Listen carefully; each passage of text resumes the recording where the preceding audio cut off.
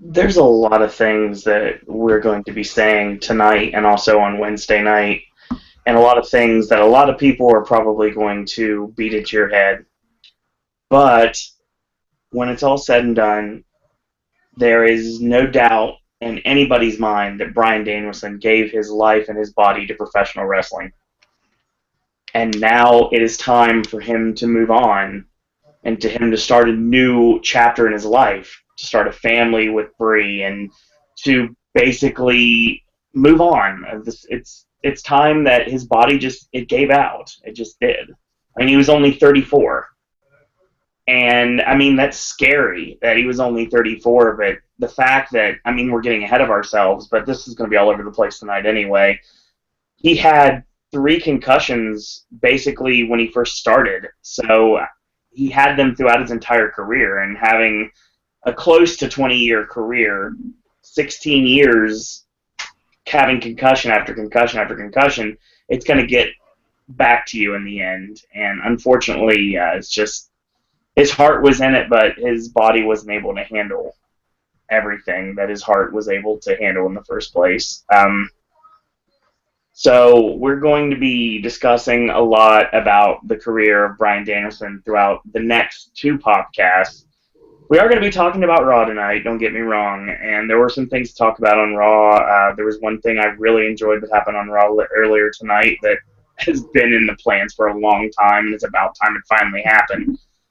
But there's a lot more we're going to be talking about reality and real life tonight. We're not going to be necessarily talking about like matches and everything. We are going to do that, but this is basically for the next 2 podcasts. We're going to be talking in depth about the career of Bryan Danielson. So, welcome to the WWE Raw Popcast. I am Sir Owen Disney, and joining me are my Popcaster panel. First off, Ashley. Yes. I'm here. Yeah. I can't say anything funny. No. Well, I could try, but Daniel Bryan sort of said it already. Yeah. We'll get to that later. Actually, it's nice that he lightened the mood a little bit, because you could definitely see that there was not a dry eye in the building. I found out that literally with like no notice, game trailers are shutting down. That's crazy. That's my shit from back in the day.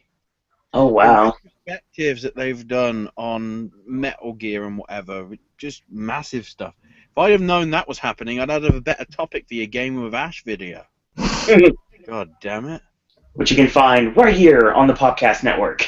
Good old like circuit. 10 minutes. I might have to do a bonus video or something. Fucking hell. Also joining us tonight would be Travis Coaster.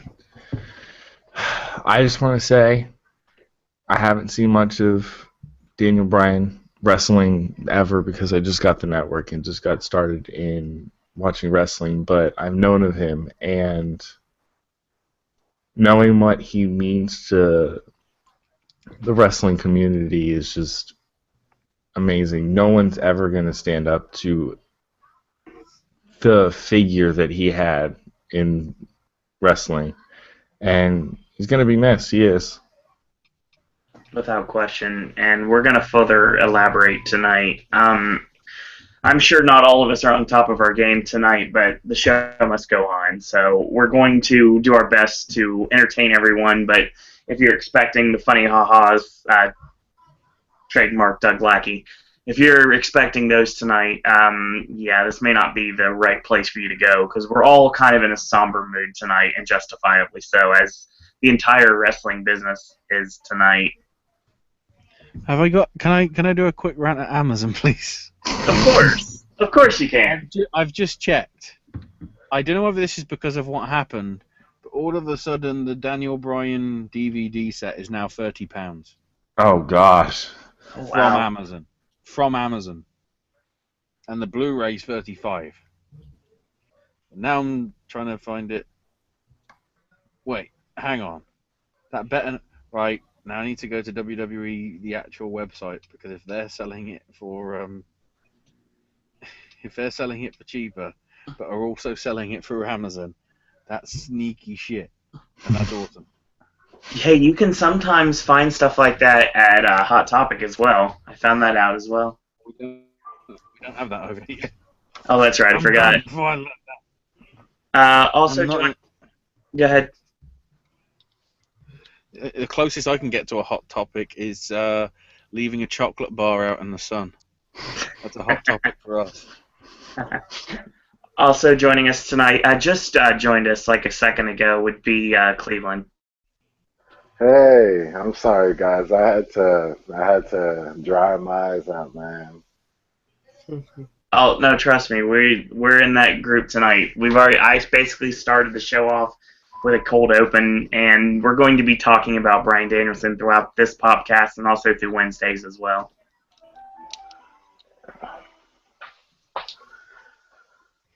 So we are going to be doing our regular podcast, but we're also going to be talking about Danielson as well and his career and Daniel Bryan in the WWE. So I thought it was only appropriate that we devote this week to Bryan Danielson's career. Beautiful. That's good. And I finally, found somewhere else that's charging £14.68. Okay, it's with $1.26 shipping, but that's still cheaper than £30. Thanks, Amazon, bastards. No, I don't want to buy it now. Holy shit! It's all gone tits up. Sorry. maybe Ashley will still bring the funny ha-has tonight. I think he probably will. It won't be to the same extent unless I get super tilted on something, which I can't think whether I can. I could try. Hey, we can talk about Eva Marie's YouTube. We'll get to that. Don't worry. I will say right now that if you are on WWE Shop, real quick before we introduce, I'm not trying to leave someone for the end. I found this information out. I want to get it out to everyone. Right now there is a code until tomorrow night, and tomorrow night, obviously, this could be probably way late by the time you hear it, but.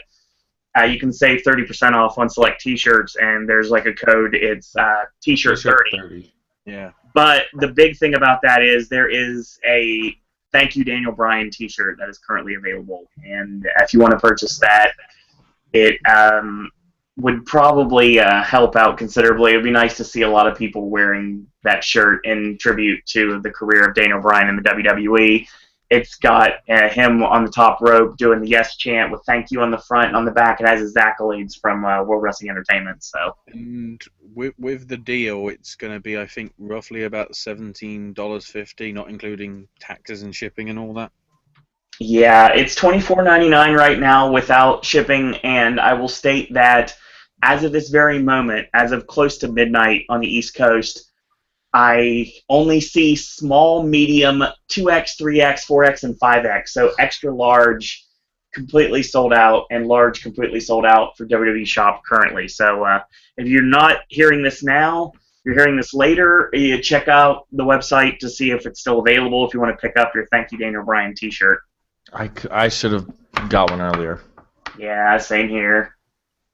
I should have just forked over the money and did it. We all just want to believe that it was all a work, the way they were setting everything up, but sometimes life gets in the way, legitimately. So wow. We'll get to that. The T-shirt isn't actually even on sale. Really? The T-shirt is a pre-orders. Oh yeah, they're pre-orders. The T-shirts will get into stock 22nd in 2 weeks. Yeah, I could. I'll buy one eventually if it's not if it's gonna be a thing on there forever. But if it's not, what? I don't think it will be. I need to get one as soon as possible. But Amazon would be the place to check because a lot of the new WWE shirts go on to Amazon. I also will state that there is a minute possibility this could end up live events too. So you might be able to pick it up at Fastlane since it's going to ship out the day after Fastlane. So maybe. When's the house show for you, Travis? 27th. Spirit Awards. So I'm guessing they'll probably have it on sale. That just get there early. Yeah. And then as soon as the actual merch stand opens, or when the doors open to let you into the arena, go straight to where they're selling the merch and get it. Because You know, It's not my that call. and like the your usual stuff like your senior shirts and your AJ stuff will go as soon as possible now. That's not my call. I'm not driving. Actually, it's not necessarily in the building. They have the portable like trucks that have merchandise outside the building, and you have a chance to pick it up that way. Yeah, the truck opened like an hour before doors opened for Royal Rumble, and I was If you can make it there early, I suggest you should. If you do want to try and get something, I can assure you, I will own it soon. So. WrestleMania is 55 days away. Oh my God. So, last but certainly not least, also joining us tonight, our final member of the Popcaster panel. You know him as Mr. Entertainment. Welcome, Aaron. Thank you, guys. Pleasure to be joining you guys on a low-tone night. But obviously this is not a surprise, but mission accomplished. The fans got hashtag thank you Daniel Bryan trending worldwide, leading. Right. So, yeah. okay. Here's where I actually go heel on Owen. Oh, God. Because, I mean, other people... Well, basically, I found out off Twitter and saw the tweet direct from Bryan about 20 minutes after he put it out. Right. Sent it to Travis and Owen, because they're the people I'm actually linked with on Facebook.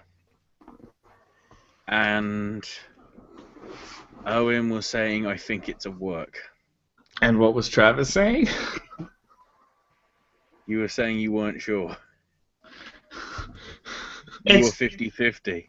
I could tell, just from the severity of it, of the tweet, that this was an Edge situation, not a Mark Henry situation. See, if you look at when Henry did it, he right. was talking about, got a lot of things on my mind. I need to address them tonight. So people put two and two together. He didn't explicitly say, I'm done. As soon as he put that, I was immediately going, yeah. And then as soon as the pre-show started, I mean, keep in mind, the pre-show is 30 minutes long. Right. The pre-show was dedicated just to Daniel Bryan for the first 24 minutes. As soon as that was on, I was like, this ain't a work. This is the equivalent of doing a tribute show, except the person isn't dead yet. See, here's the issue. You wouldn't do any of this sort of thing this big for an angle. See, here's the issue, though. Number one, I did not see any of these tweets during the day because I was working, so I didn't really find out anything and let it sink in until after I was already home from work. And I didn't know. On the back of the shirt, it has all of his accolades. Holy crap. Nah, that's just his WWE stuff. Yeah, that's his WWE stuff. 3-time WWE World Heavyweight Champion. WWE Intercontinental Champion. He's won everything. Oh, the shirt's got back to it. I think, yeah. There's a lot more than just that, though, Travis. That's the weird thing about it. Gosh. You don't... That just... Okay. You're making me go to Wikipedia. I'm here right now. This is... I'm already here. I want to state it off, considering I'm supposed to be the indie guy, even though I haven't done a podcast in about 6 years. Bloody twat. Right, I'm just going to go over it. Championships and accomplishments. So you went to somewhere completely different. You stupid bloody tablet. That's the one. So he's been All Pro Wrestling Internet Champion, along with being the King of the Indie. Officially in 2001, and unofficially for about, 10 years. Pretty much. Had a match of the year in Evolve against Minoru Osawa, which was a very good match. The big thing about that is that match was 2010. That was in the middle of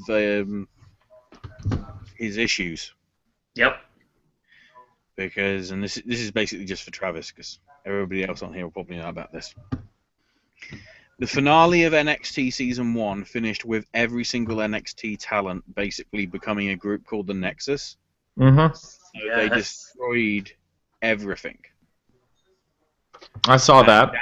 Daniel Bryan decided to grab Justin Roberts, who was ring announcer at the time, And choke him with the tie. choke him with the tie, yeah. Yep.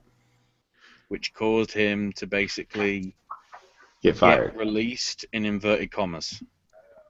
Right on the It was spot. basically just a suspension. During this time, for the 3 months that he had to sit out, he went straight to the Indies and obviously stayed active because the idea is they wanted him active. Right. That Evolve match is a great one. I don't know whether Evolve are going to put it up for free or whether you're going to have to buy it on DGUSA's website and whatever, but that was a pretty awesome match. He's been FIP heavyweight champion once. New Japan, he was one half of the junior heavyweight tag champs with Curryman. Yes. Obviously makes sense considering Curryman, spoilers, Curryman is Christopher Daniels. The other king of the Indies. Two-time PWG world champ, which was, pretty awesome. One-time Ring of Honor Pure and Ring of Honor World Champion each, as well as winner of the Survival of the Fittest. Won the WXW title over in Germany once, along with the very first Ambition show, which was sort of the basically Rising Stars thing. Although, he did this in 2010. So he wrestled in Germany and PWG and Evolve and Ring of Honor and God knows how many other promotions just in 3 months while he was, being punished for throttling a tie.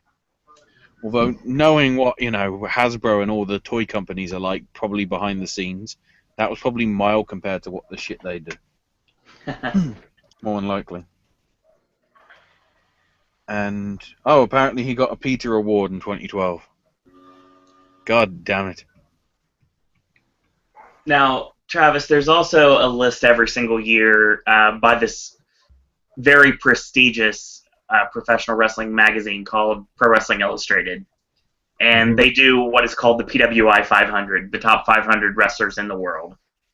And in 2014, Bryan Danielson did take that #1 spot. Jeez. You didn't bring up the big one, though. Meltzer's Wrestling Observer newsletter. Yeah, that's crazy. Yeah, he got Most Outstanding Wrestler in 2006, and 2007, and 2008, and 2009, and 2010. Dang.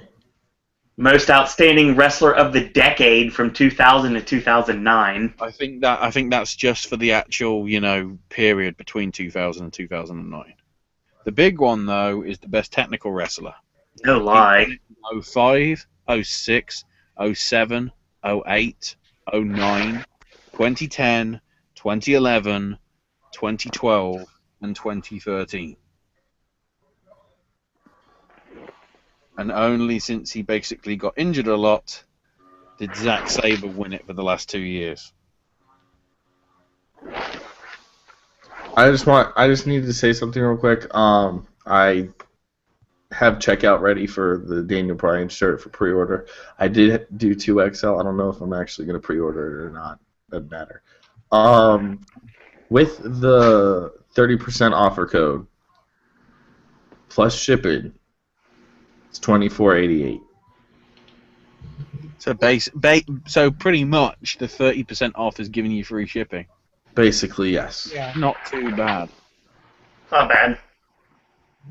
Because if you take that out, if you take the coupon code out, it's 34, 35.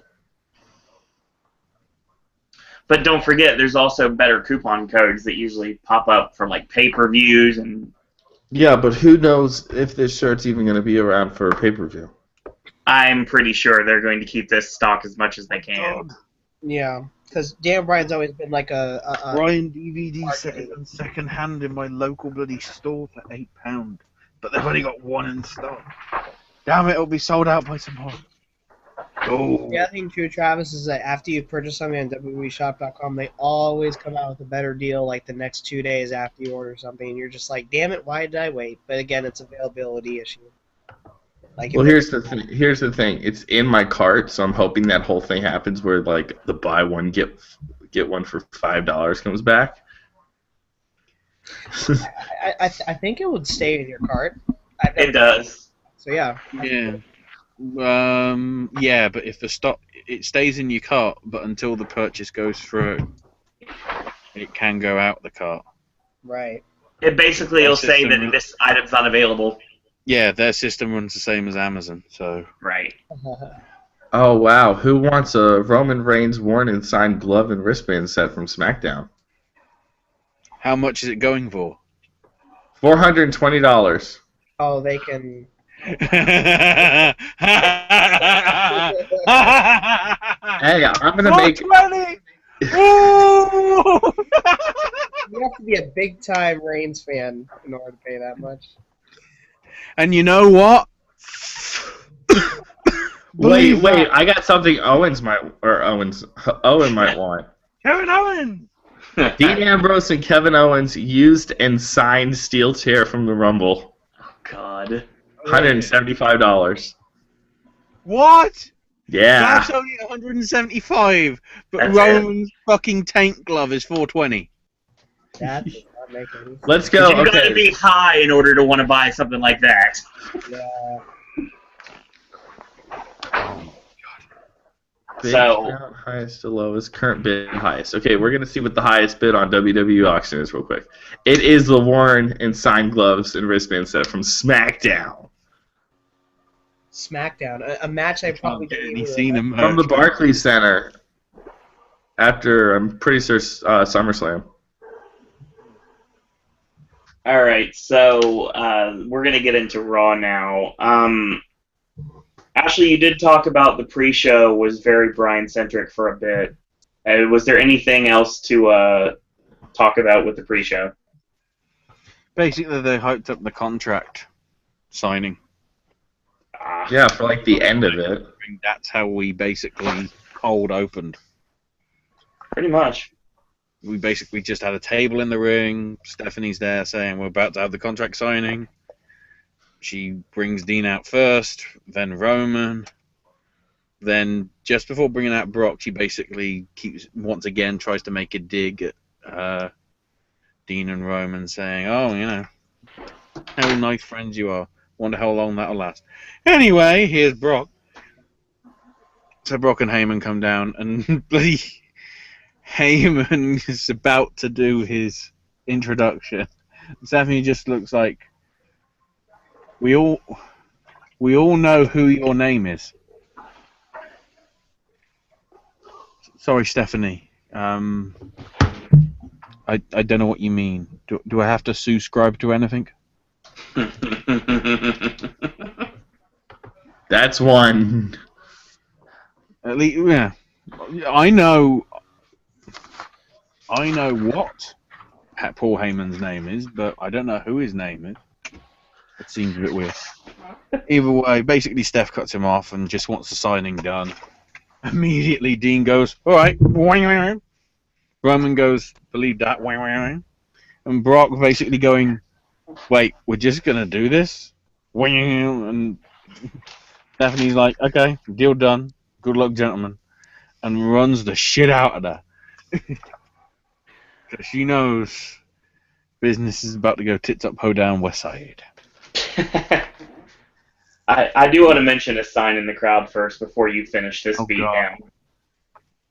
There was a sign that I saw in the front of the crowd, probably like second or third row, that literally said, "Brock Lobster is mayor of Seafood City." Yes, Brock Lobster. Brock Lobster is back. Continue, Ashley. To be honest, that makes sense, because when he screams, it sounds like the lobster getting put in the pot. That's a good point. So Heyman sort of goads Roman and Dean into basically throwing the first punch. They don't, because Brock just, does what any angry person does when they lose snakes and ladders. Flips the table. And takes out Roman and Dean, focusing on Dean, especially giving him an F5. And stands, tall. Then Triple H, his music hits and comes out on the stage and just, smiling away. Because apparently that's all he can do now. Yeah, Perhaps he's trying to make Miz look bad. I don't know.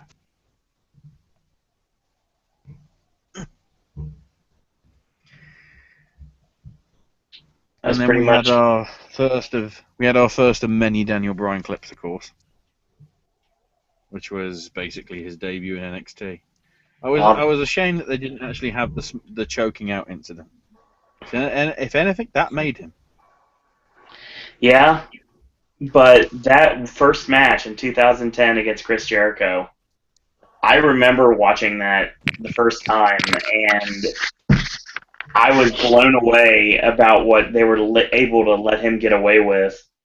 And the fact that Jericho finished the match, he was world champion at the time, and he finished the match with a lion tamer. Not a Walls of Jericho, a lion tamer. Yeah. It was a very, very well done match.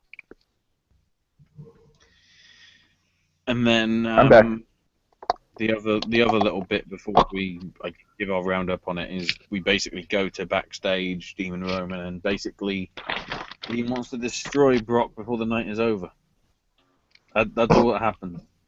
I don't know why this was put here, because they then seem to do exactly the same thing about an hour later. I was like, huh? I really don't think they understand the placement of a television show anymore, because some of this stuff makes no sense. Well, I got something to tell you about that in a little bit. Whoa! Uh-oh. Uh-oh. Oh, no. Oh, God. What the hell are you doing, Travis? Eating food. Sounds like you're trying to fish bloody Roman Reigns' special glove. I love his special gloves. So- Dude, what the fuck?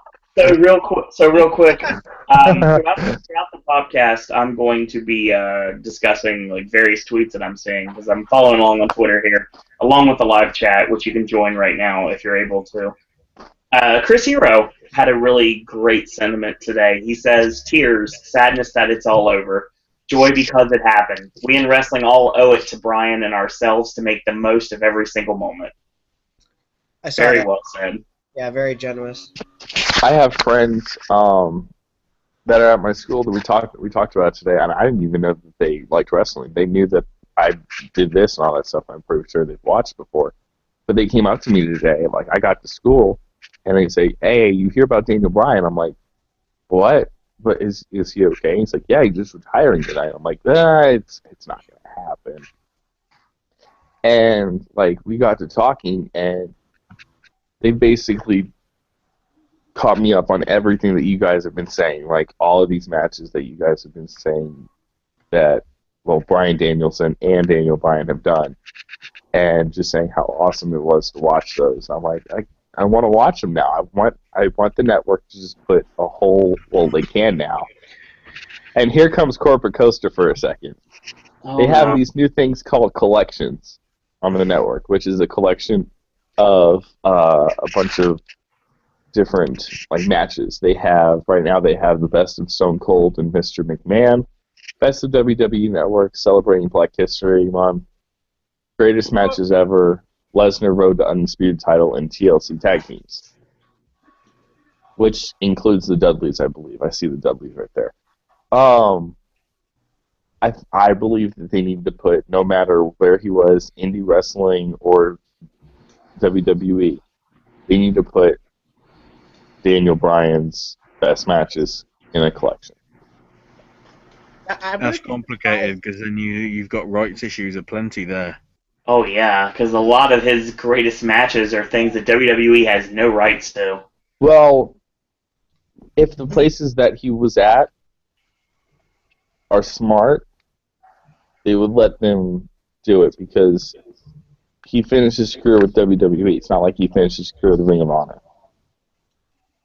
That's not the point, Travis. You have to understand that it's like that's the reason why you don't get some DVD sets because different companies have different movies, and that's the reason why.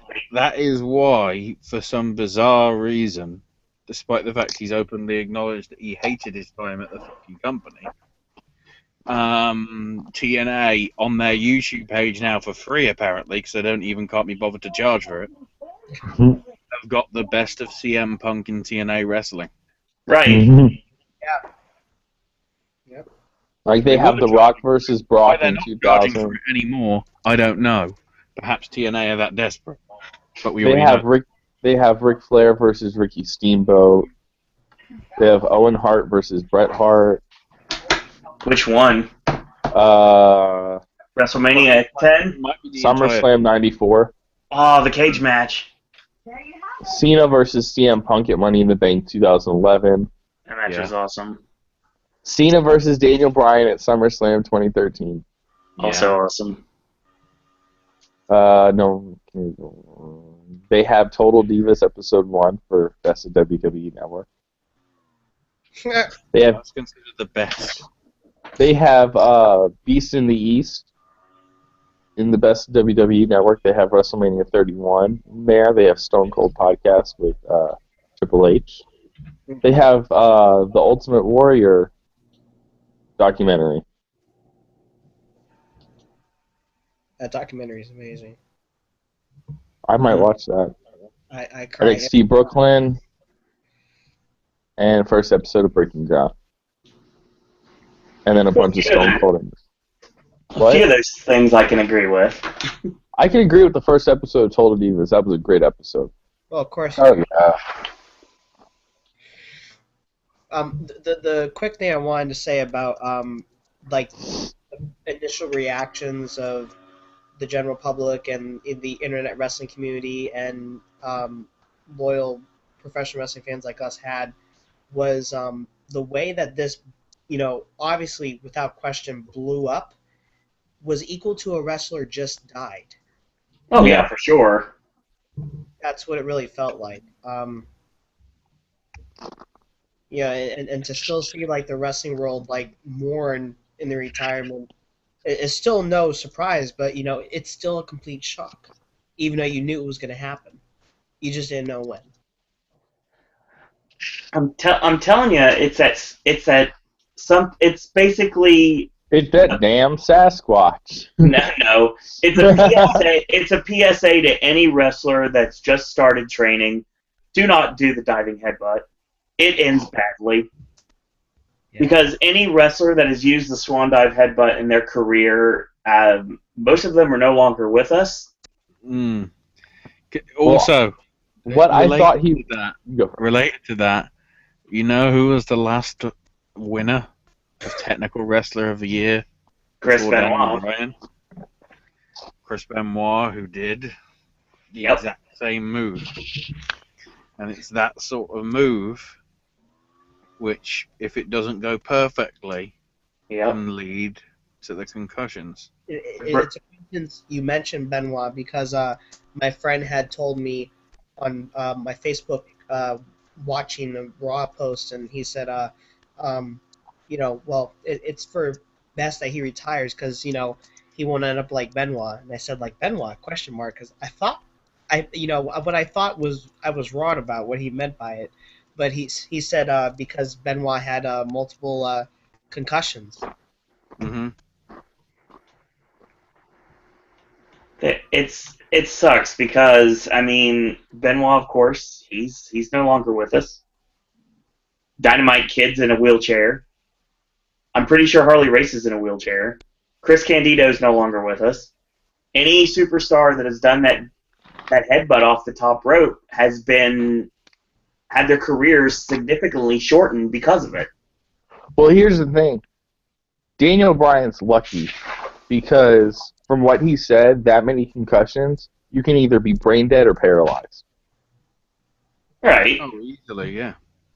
Yeah. So I'm actually happy that he ended his career now whenever he hasn't wrestled in so long, he's still such a good wrestler. He has that much to fall back on in his life. He can tell his kids, yeah, I did this.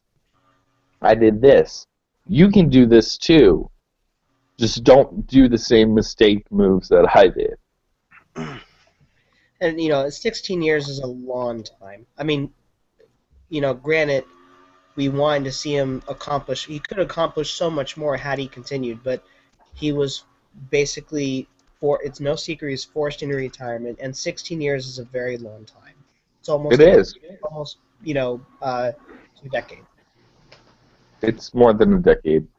Yeah, it's definitely more than a decade. It's close to 2 decades. Yeah, no, that's what I meant, Okay, off the subject of Aaron's. Anyway, if you want to watch, a decade. I know my math. Okay. I can't do math. I know that this is a Total Divas thing, but if you want to watch a great episode of Total Divas with Bryan Danielson in it, it's season 2, episode 2. It's an episode where they get a tour bus and everyone's on it. Daniel Bryan, that's the funniest I've ever seen him besides tonight. That I will let. Because what he said, we'll get to it later, but what he said made me laugh so loud. Oh gosh. You haven't even seen the Dr. Shelby incident. Oh my God, yes. Oh my goodness, that was like so damn funny. Oh! Hey, breaking news. Next week, immediately following Raw, The Big Show will be on the Stone Cold podcast. Oh. Who cares? Ooh. Travis, you have to learn the definition of breaking news. What is he going to talk about? How he could have been the Scorpion King? I mean, if you're talking about people with long careers, I think. Yeah, God. I think he's currently, apart from obviously Vince and Stephanie, because they were in the business. He's pretty much up there, bar Undertaker, and even in that sense, I'd say he's the only guy that's full time on the roster that's been there since. What was it, 95 that he debuted in WCW? Great American Bash at the Beach 94? 5? I think it's Bash at the Beach 95. It's over 20 years. And it's all because of that Royal Rumble match. Well, after the whole segment with Daniel Bryan went off, I had watched the only other time that I actually got emotional while watching a retirement speech, which was Edge's retirement. Oh yeah. And like, oh yeah, when Edge retired, like, you couldn't tell me not to cry. I was bawling out my eyes. But like, I saw like when he went backstage, like all the exclusive stuff that you couldn't see simply because WWE Network wasn't thought of at that time. Right. But he goes and shakes a young Daniel Bryan's hand, and just I was like, what if he would have just whispered in his ear, hey, be careful. I got mad at Edge for no apparent reason. I was like, Edge, warn him, do something, tell him not to. I'm talking to the past Edge about something to say to the future Daniel Bryan. I was so aggravated with him. I almost sent him a bad tweet. I have a question actually from the chat room. Enrique Garcia asked us, who's our favorite wrestler of all time? Oh.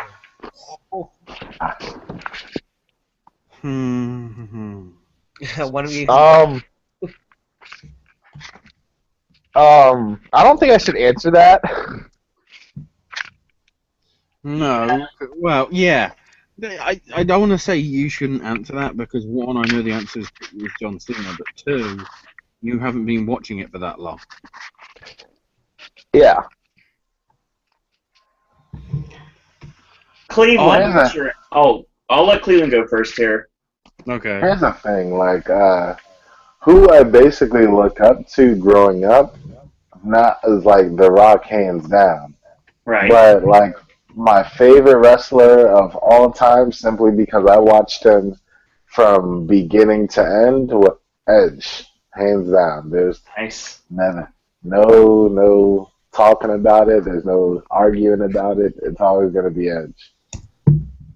That was a very good answer, actually. Mm-hmm. Ashley? There's nobody that has won more titles than him in the WWE since he retired. So Interesting statistic.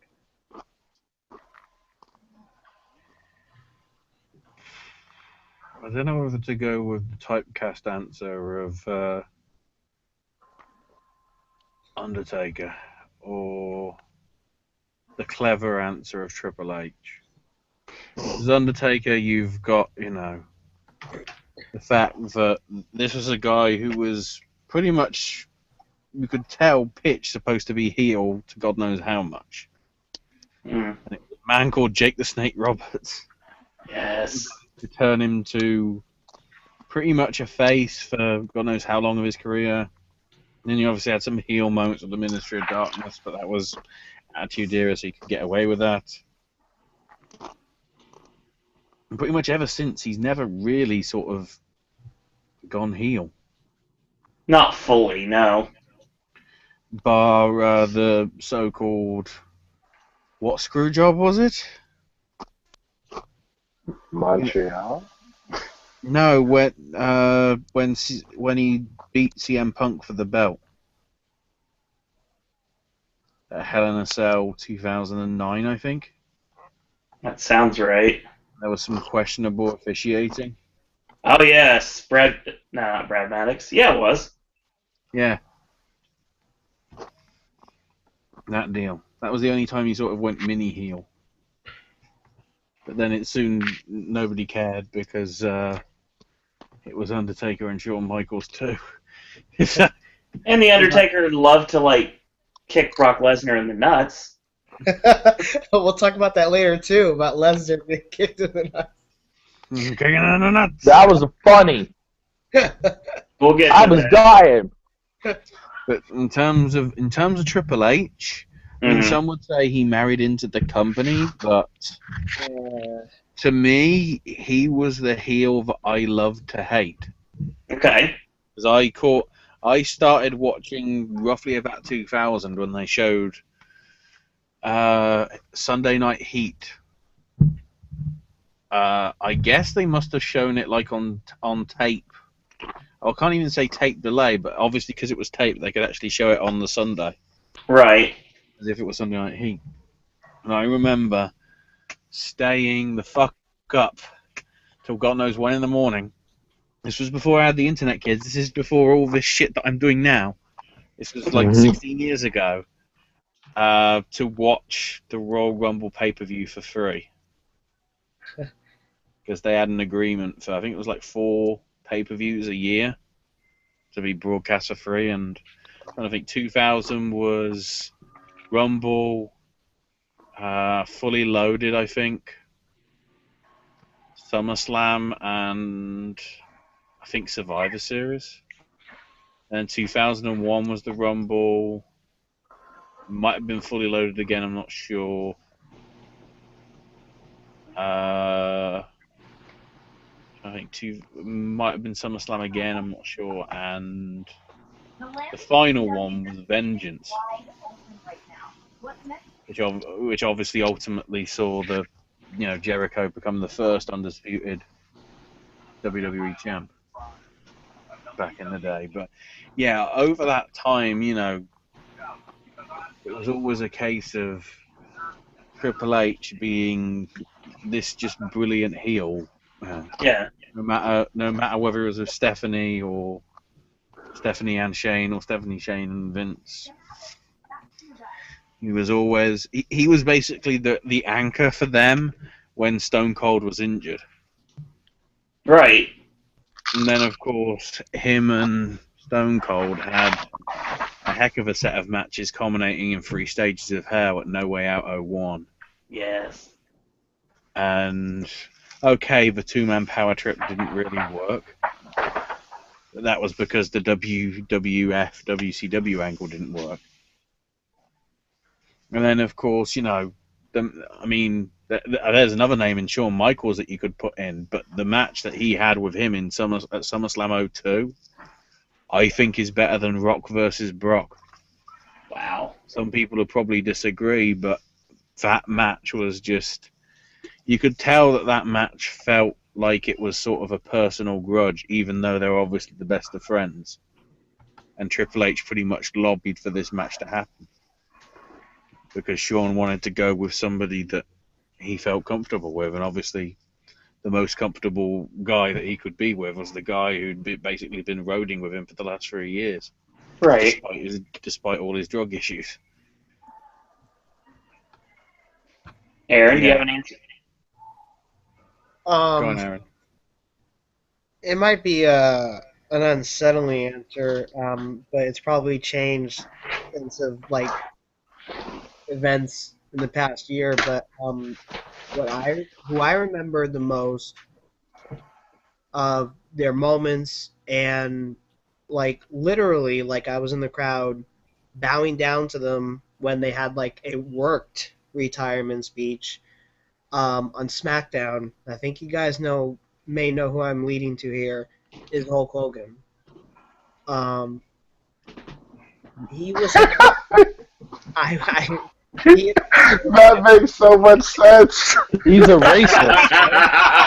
That makes so much sense. Oh, that's great. That's so Context. It's perfect. Do not take it out of context. I did say Remember, he added the precept before. that it may have changed until recent events. Yeah, exactly. Thank you, Ashley. You know, the whole Nashville. really he got fucked up immediately when he went to TNA.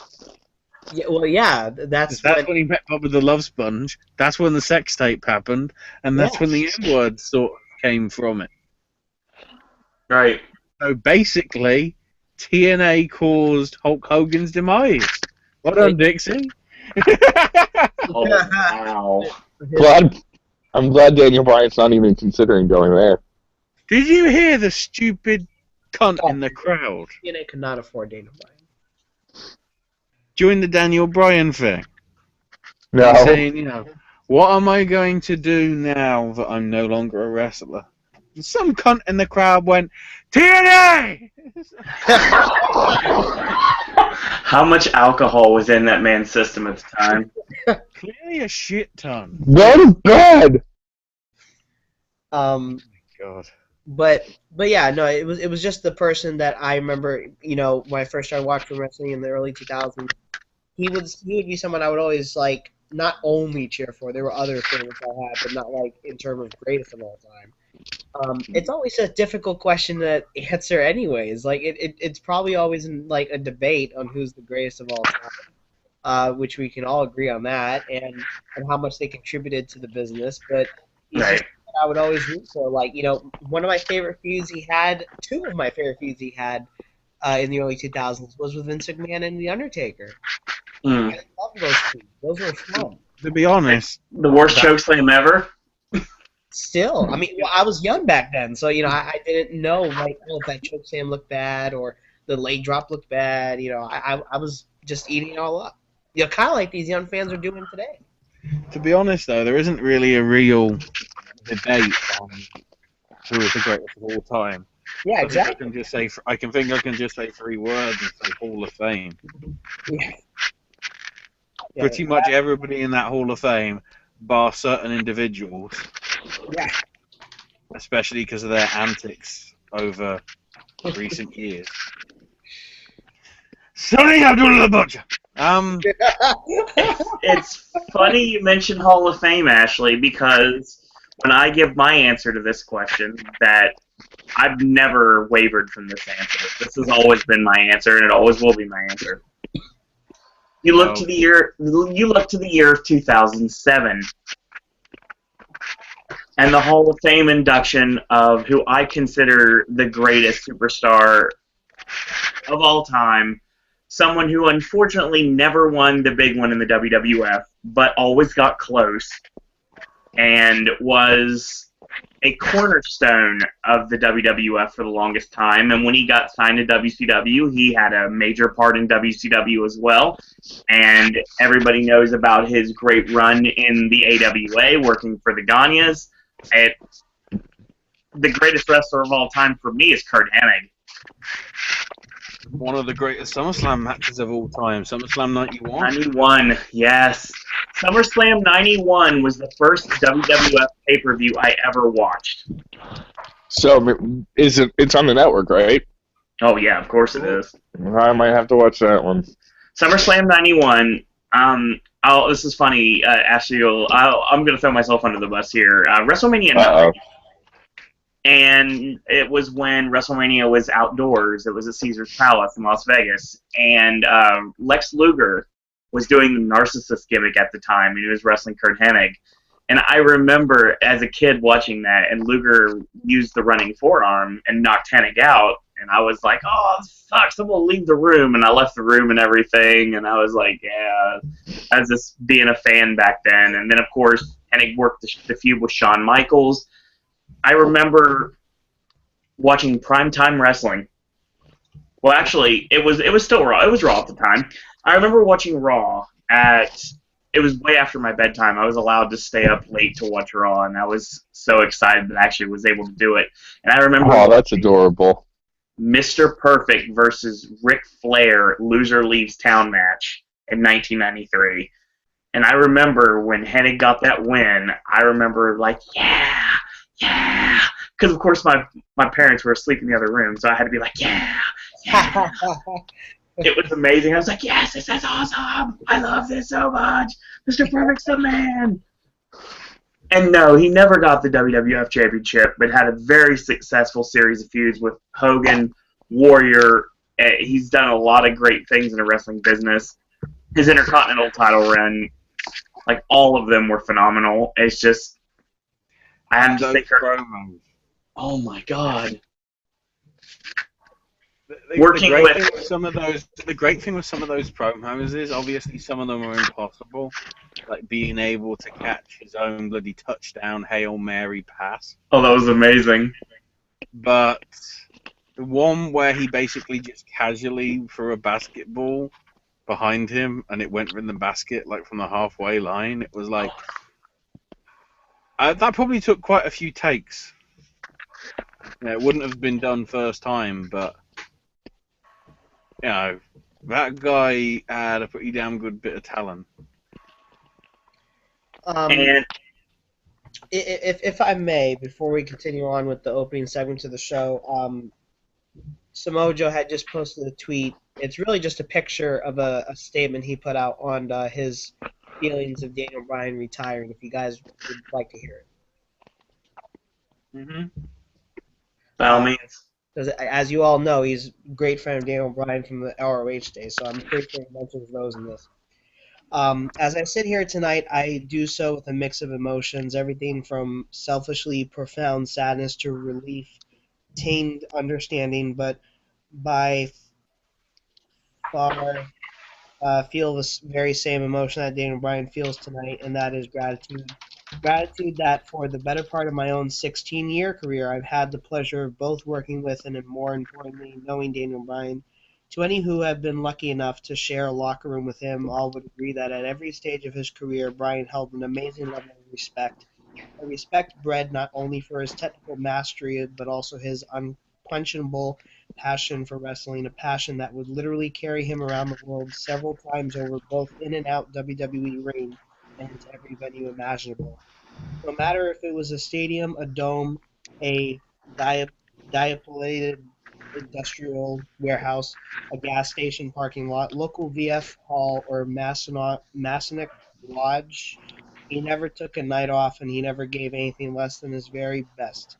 To speak of Bryan personally is to speak of the overwhelmingly positive aura that surrounds him at all times.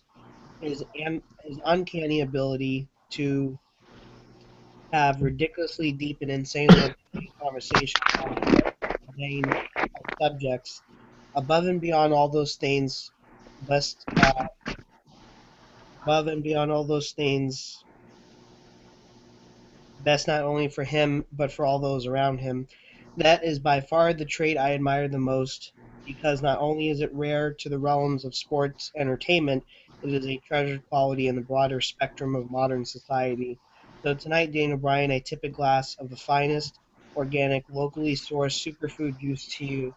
To the battles we waged, to the laughter shared, to the dojo's stories, the shared hotel hijinks, to the GB5 crew, it's an inside thing, and most importantly to your future, though you may not realize it today, somewhere in the world a young man or woman is endlessly obsessing over videos displaying your body of work. They are studying your every technique, much like yourself, while you studied the masters of our past, but most important of all, they are filled with uncontainable optimism at the path you have paved before them. My greatest wish for you is that, though it may seem unimaginable, I truly hope you find as much love and passions in the next phase of your life as you have had for wrestling, because I know for a fact whatever endeavor is fortunate enough to have your attentions will prosper endlessly because of you. See you down the road, S. Joe.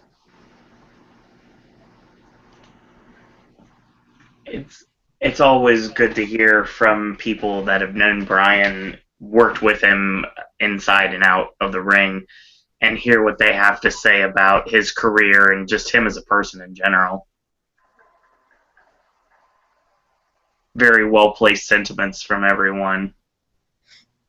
Oh, yeah. I have really good news. Strowman versus Taker will not happen at WrestleMania 32. Now that is good news. That's very good news.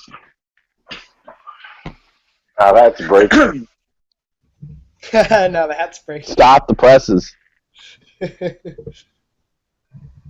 So we move on from the opening segment, which seemed like it was going to be the cap of the show until Danielson's retirement was announced on Twitter. And they pretty much ran with it the same way that you normally would run with an ending segment, but they started the show off with it. Mm-hmm. It was very weird placement, but there was really no other place to put it, to be honest. I think that's why Dean does what he does for the show. So I don't think that was supposed to happen. I think the F5 to Dean Ambrose was like going to be the last thing, and then the Raw credit was supposed to roll, and then we're going to get like Crisply Knows Best or some crap like that. I'm thinking that there's... We'll get to that later, because I have some serious thoughts about that. Right. We go to our first match of the evening. It is Kevin Owens against Dolph Ziggler. The mini feud continues.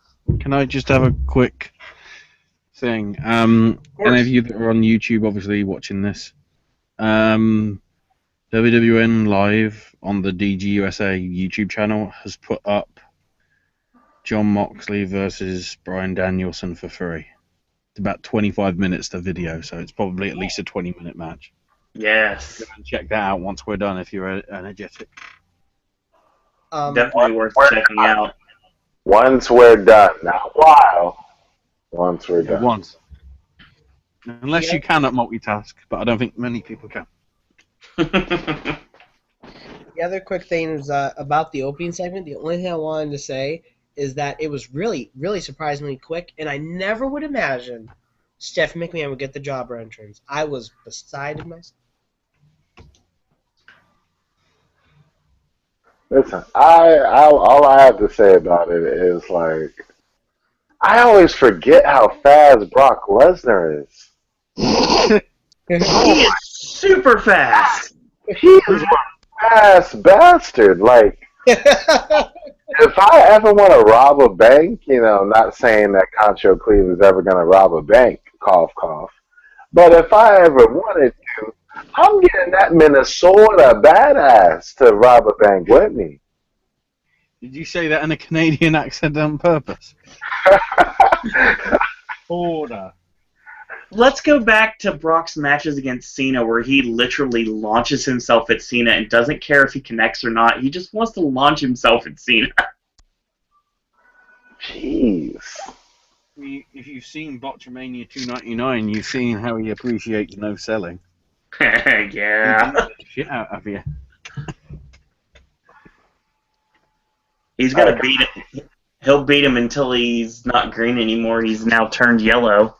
Don't know if that's possible, but still. Anything is possible. Yes. The mini feud with Owens and Ziggler continues, and yes, at 8:27 there was a chin lock. Yeah. Which Dolph, of course, jawbreakered out of. Yeah, the match went pretty good, like you normally would see. A lot of normal high spots from Ziggler, and he hits the big splash in the corner and a reverse neck breaker, the heart stopper elbow, and he goes for the exclamation point DDT, but he gets tossed off. Owens is a super kick for a near fall, and he heads up for the pop-up powerbomb, leapfrog over, super kick is spun around, Owens rolls him up, and almost steals it, but no. X-Point connects, Dolph rolls to the floor. Owens' neck is across the apron at this point. Dolph leaps up and gives him the name dropper from the apron to the floor, which is something I haven't seen Ziggler do before. It's very well executed. They beat the count at 10, barely. Fans are chanting for Owens, and Dolph misses the splash in the corner. Owens misses the cannonball in the corner, and Dolph stacks him up and puts his feet on the ropes to steal the victory. Owens is beside himself. He yells at Michael Cole again. He rips off the top of the announce table. He destroys everything, and I think what we're getting here is we're building and building and building, and eventually Kevin Owens is going to snap, and he's going to start hurting people, and then he's going to be demanded to be taken seriously, and that's when we're going to awesome. That's when we're going to start seeing the real Kevin Owens show. Ashley, thoughts? It's an interesting twist that this has taken, and it seems to be even that they're actually trying to make him possibly go face. Oh, totally. That sort of tactic, I would say, is, the closest thing to being a heel was basically, putting your thumb in the other person's ass. That only happens during soccer matches, Ashley. Probably. The more interesting it happened at UFC shows. God. Or at the Super Bowl, it might have made that match interesting. But either way. Oh my gosh, that Super Bowl sucked. Cleveland, what do you think of it? Yeah. I thought it was a work of art. I mean, like, I feel like I say this every week, but Kevin Owens can make anybody look good in a match. It doesn't really matter who. Like, I'm still waiting for him to go against Hornswoggle. Like the name dropper to Owens to put him outside of the ring. I did have to make sure he was okay. I like Kevin Owens stayed down for a little bit, so I thought maybe he was dead, But the match was beautiful, and seeing Dolph Ziggler have a heel win over him, I was like, about time you live up to your Twitter account. He is going to get to the point sooner rather than later that he's going to be like, you know what? You should have realized all along. I'm not a nice guy. You've seen me on Total Divas. You've seen what I can do in the ring. Come on, it's in my Twitter handle. I am the real heel, and I don't care what any of you think about me. You haven't got me anywhere, and now I'm out for myself. And we're going to see a heel Dolph Ziggler run in 2016, and I think it's about time. Yeah, I had a talk with Travis, and I think it was Travis. It was either Travis or Aaron, Travis or Aaron. One of those. It was shit. Oh my god. It was shit. But yeah, I had a talk with one of them, and I was like, why they want to make so much Total Diva matches come to come to life on live Raw, I think they should have a literal beef start between John Cena and Dolph Ziggler. But here's the thing. Guess who's hurt right now? John Cena, he's probably over somewhere having sex with Amy Schumer. I don't know. No, he is not. You not know. No. You do not wish that evil on him, Ricky Bobby. Think about it. No, you wish that evil on me. Think about it. The man in the relationship is recuperating from injury. The woman in the relationship is recuperating for injury. Recuperating for injury is fucking in giant, in italic, quotation marks that are for some reason leather bound and have copyright BDSN on them. Wow. Why? I was talking to my dad. He said, "Yeah, Nikki Bella's hurt." I'm like, "Yeah, that's old news." He's like, "Yeah, he was." Whenever Cena was fucking her neck probably got hit the backboard a couple times. And I'm like, "Dad, you can't say that." He's like, "Hell yeah, I can." It's true. John Cena was long stroking Nikki Bella. Oh, And that's why you should practice safe sex, kids. And that's the reason that he uses the five-knuckle shuffle. Why do you And that's the reason why. the issue is with her throat?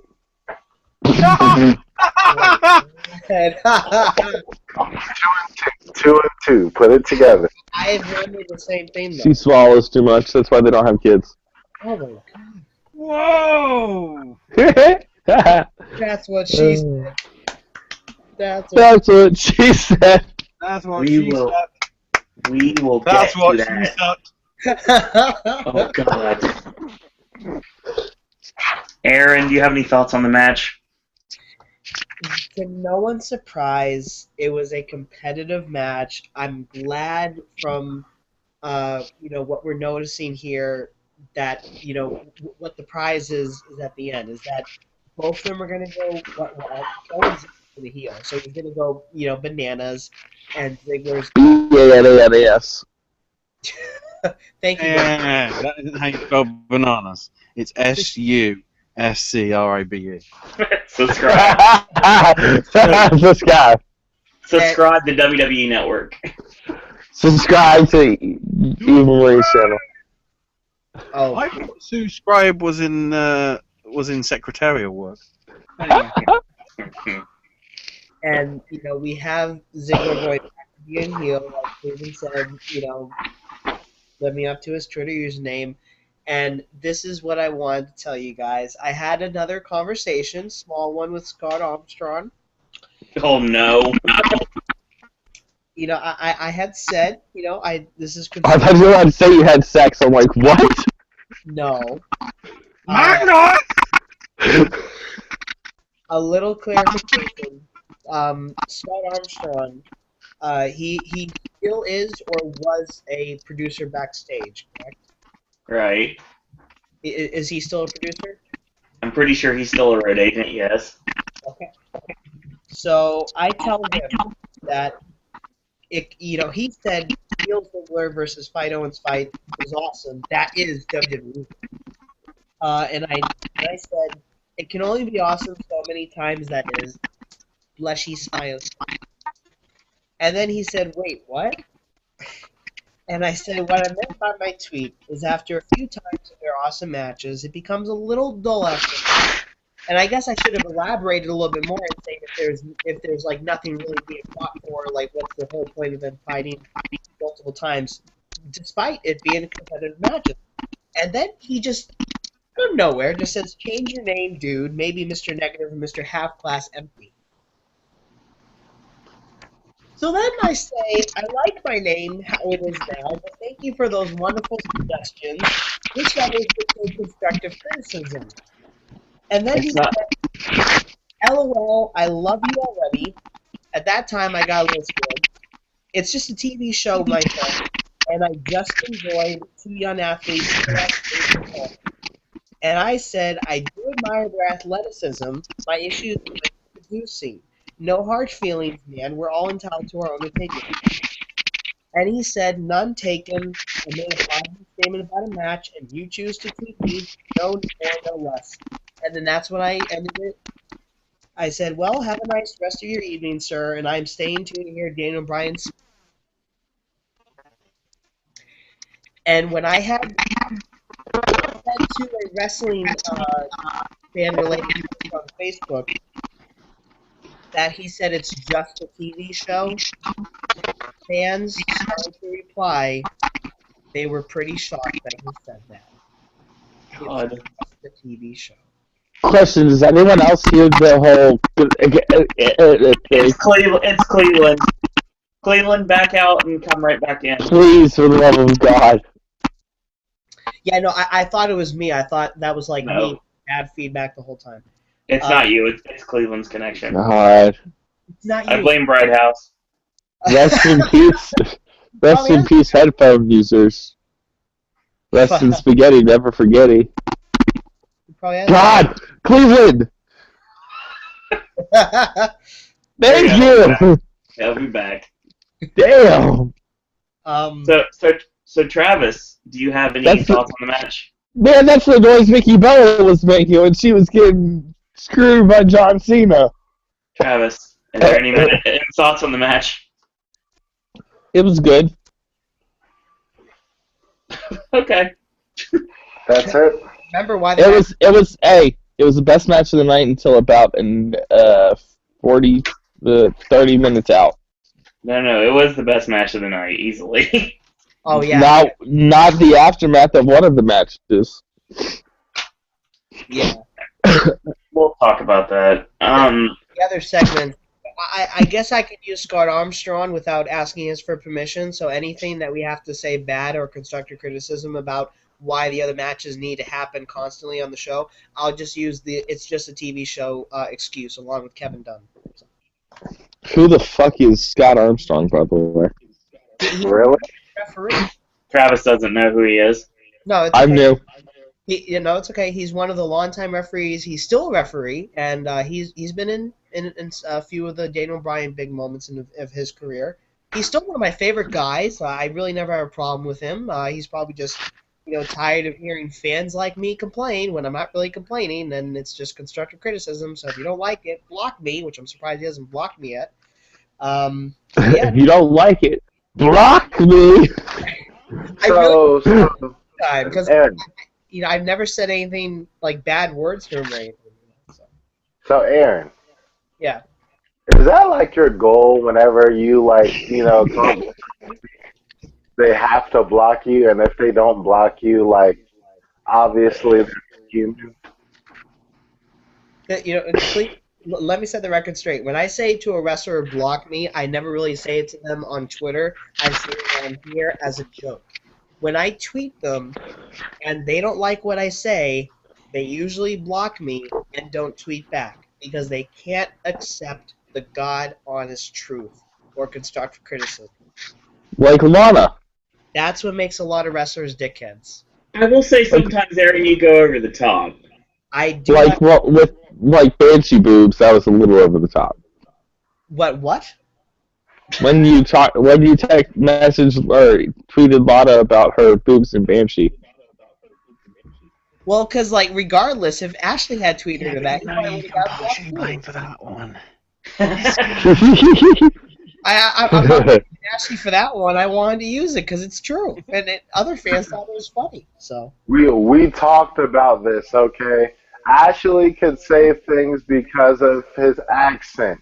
All right. You're white. I'm just saying. I don't go over the top. I'm just speaking the constructive criticism. What the people. I'm kind of like CM Punk. Okay. No. You're like The Rock. You're the people's champ. No. I am no Nikki Bella who wishes to be The Rock, so don't go there. But I'm like, I saw that episode over the weekend and almost threw my food at television. But I'm like CM Punk. That's all I'm gonna say. I say what people want to hear, or want to, or are too afraid to say, and they just can't accept constructive criticism. All they can do is block me. What they can do, and that's the last thing I'm gonna say on this issue is, they can just say unfollow me if you don't like me instead of just blocking me, or like Lana reporting my account. And locking you out. Somebody else. The only one To quote somebody else, Aaron, that's all you've got to say about that. That's all I got to say about that. So, Aaron, you really need to not point the finger at Lana. Could it have been Rusev that blocked you? then Rusev has to probably block a lot of people, a lot of the perverted comments she gets on her social media posts. Then if he has, it's a shame we don't have a list of all the creative people, because if we did, I can get that list. I can get that list. Oh, no. I'm gonna do that right now. No, We're gonna. Why? because Jimmy Jacobs is one of them, and I feel sorry for him. Exactly. What? But we can move on. I got another interesting comment to make later on. So We're trying to, sir.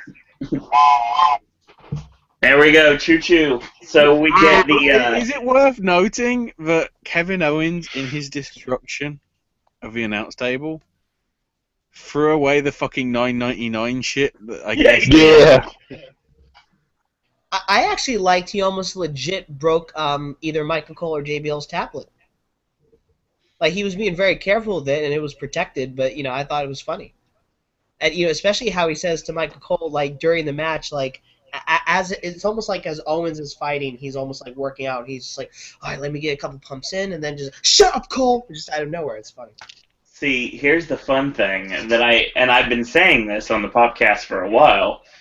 We were talking a little bit ago about Owens snapping and eventually leading to his big, big push that's going to bring his legitimacy back. And I hate hearing myself in echo mode. The thing is, here we go again. I basically noticed that eventually what's going to end up happening is he's just going to snap and he's going to put Michael Cole out. That's going to be the start of it. Jeez, and he's going to start stretching people out for a while. And like I said before, it's a perfect storyline. The Undertaker's going to come in. He's like, you don't have any respect for anyone. I'm going to beat some respect into you. And that's how we get Owens and Taker at WrestleMania. Okay, so I have these people's name. Oh, no. Creative writers, the head writer, David Kapoor. Oh, no. Don't leave Runyon sing alone. You don't Creative assistant, Dewey Foley. Oh, you don't need to yell. You're already loud enough. Lead writer. Okay, I'll move the microphone.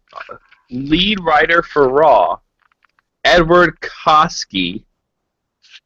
Koski's okay. Lead writer for SmackDown, Stephen Guerreri. Ooh, Lead writer for NXT and Total Divas, Ryan Ward. Now here are the producers. That's my boy Ryan Ward right there. Some of these people I'm gonna name their, I guess, wrestling name or whatever. Oh God. Some of them I'm not. Joey Mercury, Chris Gobilly, Jimmy Jacobs, ladies and gentlemen.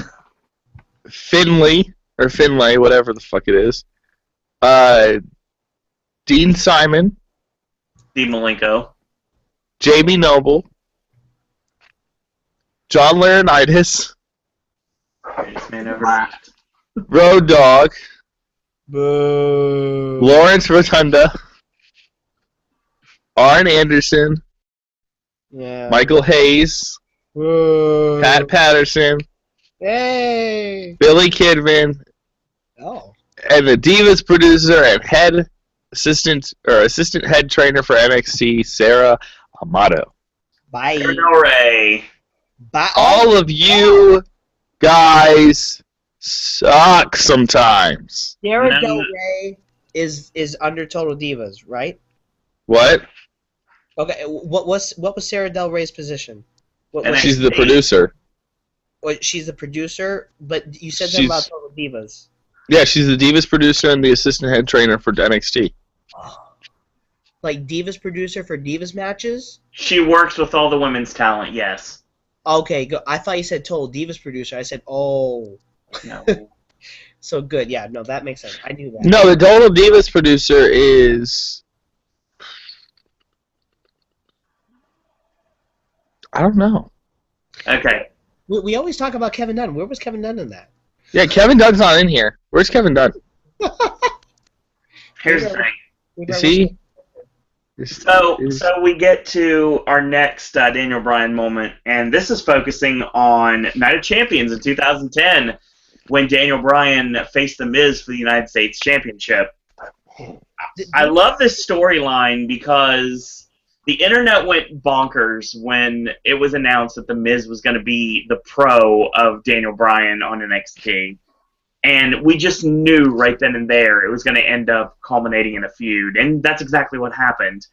And The Miz, you can honestly say, is partially to thank for a lot of Daniel Bryan's beginning in the company. He's a lot. He got him ready. I type in Kevin Dunn WWE onto Google.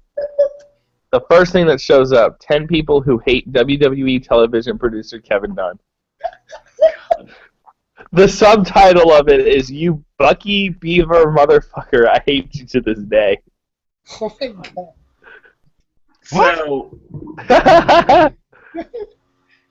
yeah, 10 we're talking about the Bryan and Miz U.S. title match at Night of Champions. These were nice little moments. I loved how WWE were able to produce these, again, on the spot.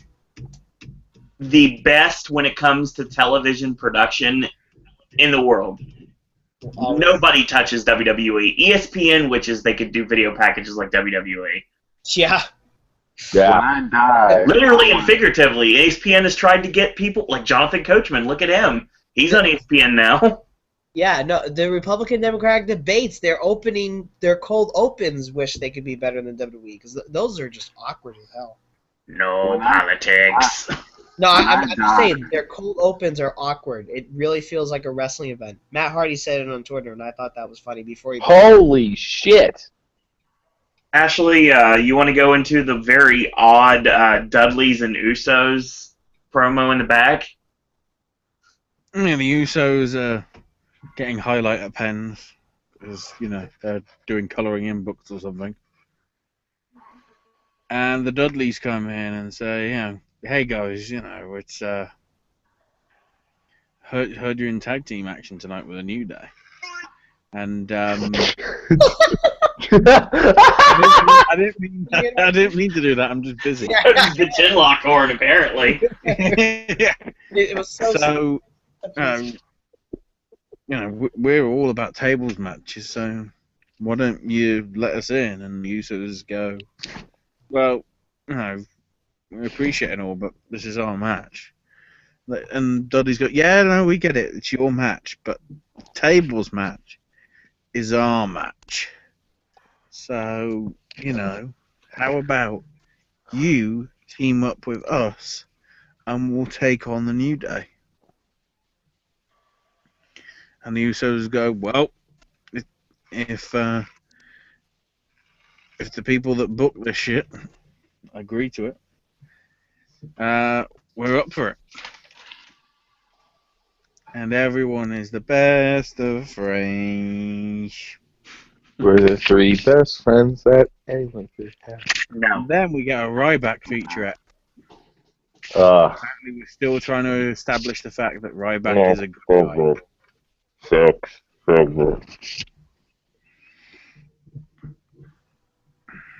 And then it gets even worse because Charlotte's music hits. Oh gosh. It was just one bad thing after another, after another, after another. Hey, Travis, it's just TV. Come on. Actually, to be honest, guys, like... So Charlotte is in action when we come back from commercial against Alicia. Hey, hang on. Cleveland's trying to say something you probably can't hear. Y'all can't hear me? I can hear you. Hold Okay. on. Can no one hear me? No. I'll take that as a no. I turned his volume all the way up too. Oh, and you can't hear me? It's doing this crap again, I think, Cleveland. You know how one person can't hear the call. Yeah. At least it's not me this time. I guess I just referenced. You have to be Rungeon CI for him tonight. Go ahead, Cleveland. I'll be your. We'll be your messenger, As long as Owl. people can. If there's anybody is Acer in the chat? Is Acer in the chat or something? Not yet. Oh. Can we establish whether Acer or anybody in the chat can actually hear Cleveland talking? Cleveland. Yep. Good. Yep. I've got his volume all the way up, and I've turned everybody else's down. Yeah. Wow. See, now I know how it felt like. It's all gone Pete Tong, Cleveland. Oh no. Now I know how it feels like. I just want to, if I could say one quick thing real quick. I'm looking on this website and 25 most revealing pictures of the week, and there's a picture of Nikki Bella showing off her scar from her neck injury, and it. Yeah. Fuck Cleveland. Let's just talk about some dumb sweat. It looks like John Cena choked the shit out of her. Oh yeah, nothing turns me on more than domestic violence. There you go, Cleveland. I can hear you clear as day now. Wow. You guys just heard that? Yep. That's perfect. Weird thing is, you were coming through on the stream, Cleveland. So I don't know how the connection disappeared between. I just want to let everybody listening know I was joking, first off. And, This is weird. I can barely hear you guys now. you know what, Aaron? Nobody cares. I wish I could say that people care, but nobody cares. Jesus himself just written another book that just said nobody cares, and you are the person who's in the book, Aaron Davidson. Wait, what are we talking about? Ethan Page? Alright, but no. What was that? Bray, hello? Hello. Hello from the other side. Stop. Okay, so you guys can hear me, you guys can hear me, correct? I can hear you. Okay. What Bray Wyatt was saying after the beating that he gave Ryback was awesome. I liked it. Yeah, but we ain't got to that bit yet. Not there yet. Oh God. We were just talking about, as I like to call it, doing an old Dusty Rhodes style-ism, the vinaigrette. Oh, my bad, y'all. My bad. The Ryback vinegar. You be good. No, but You be good. It's just the fact that they were trying to establish Ryback as if he's still a thing. Nobody cares about The only you. thing that's going good for him now is the fact that he's finally decided to stop wearing the fucking coverall and now wear just actual traditional wrestling trunks. I mean, he's got a physique. You might as well show it off. Yeah. But He's got that bodybuilder physique that Vince McMahon loves. Go ahead, Cleveland. be honest, in the match, he was actually moving quite good. Like he was doing his thug thistle in the match. Yeah, but again, from the promo bit, because we'll get to the match later. They're still trying to build him as if he's like the next big thing, and a lot of people are going, he's had too many chances to be the next big thing, and he's got injured every time. I would just send him to NXT and put him with Baron Corbin to get Corbin ready for the main roster. Let's put him with Bull Dempsey and Sylvester LaFour. Oh, I like that idea better. But Bull Dempsey had that's not nice. Yep. What did Why you you gotta be wanna like do? that? That ain't cool. That's not nice at all. Okay, so I have a funny tweet to talk about real quick. The Broncos tweeted gonna need to make some room for more. And it's a picture of the trophy case with the Super Bowls in it. With the Super Bowl trophies in it. And whenever I clicked on it, it said, warning, sensitive material ahead. NSFW. I'd say apparently the Broncos winning the Super Bowl wasn't. How fucking funny was that shit? Get off the internet. What's the Billy Madison quote that comes to mind right now? What you have just said is one of the most insanely idiotic things I've ever heard. At no point in your rambling, incoherent response were you close to anything that could be considered a rational thought. I award you no points, and may God have mercy on your soul. Show your soul. Oh my goodness, that wasn't nice.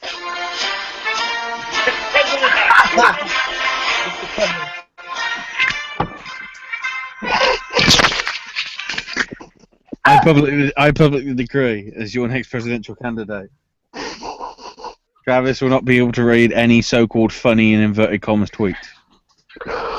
What? Travis. President actually has spoken.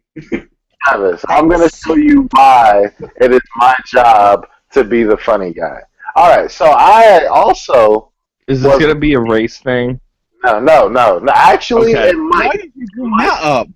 It might. Because everything dealing with Cleveland's a race thing eventually. Actually, Dude! Thank you, Travis. Sorry, I am not going to let that slide. Actually, 5% of it may be a little bit racist. Told you. I wouldn't say it's, cloudy with a chance of meatball. That's what Aaron said. Aaron said, "Thank you, Travis." Okay. You're welcome. Anywho, so there's this whole thing going on about how Cam Newton has reportedly been arrested because he actually betted on the Broncos to win the Super Bowl. So, they're saying that he basically just threw the whole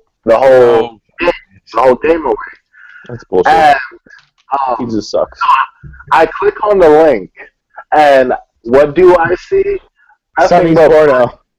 Nothing but black penises galore. It was black filling up my phone screen. If Would it fit your phone screen? Fucking Penn Island. Oh boy, that was awful. I felt like China. Oh, wow.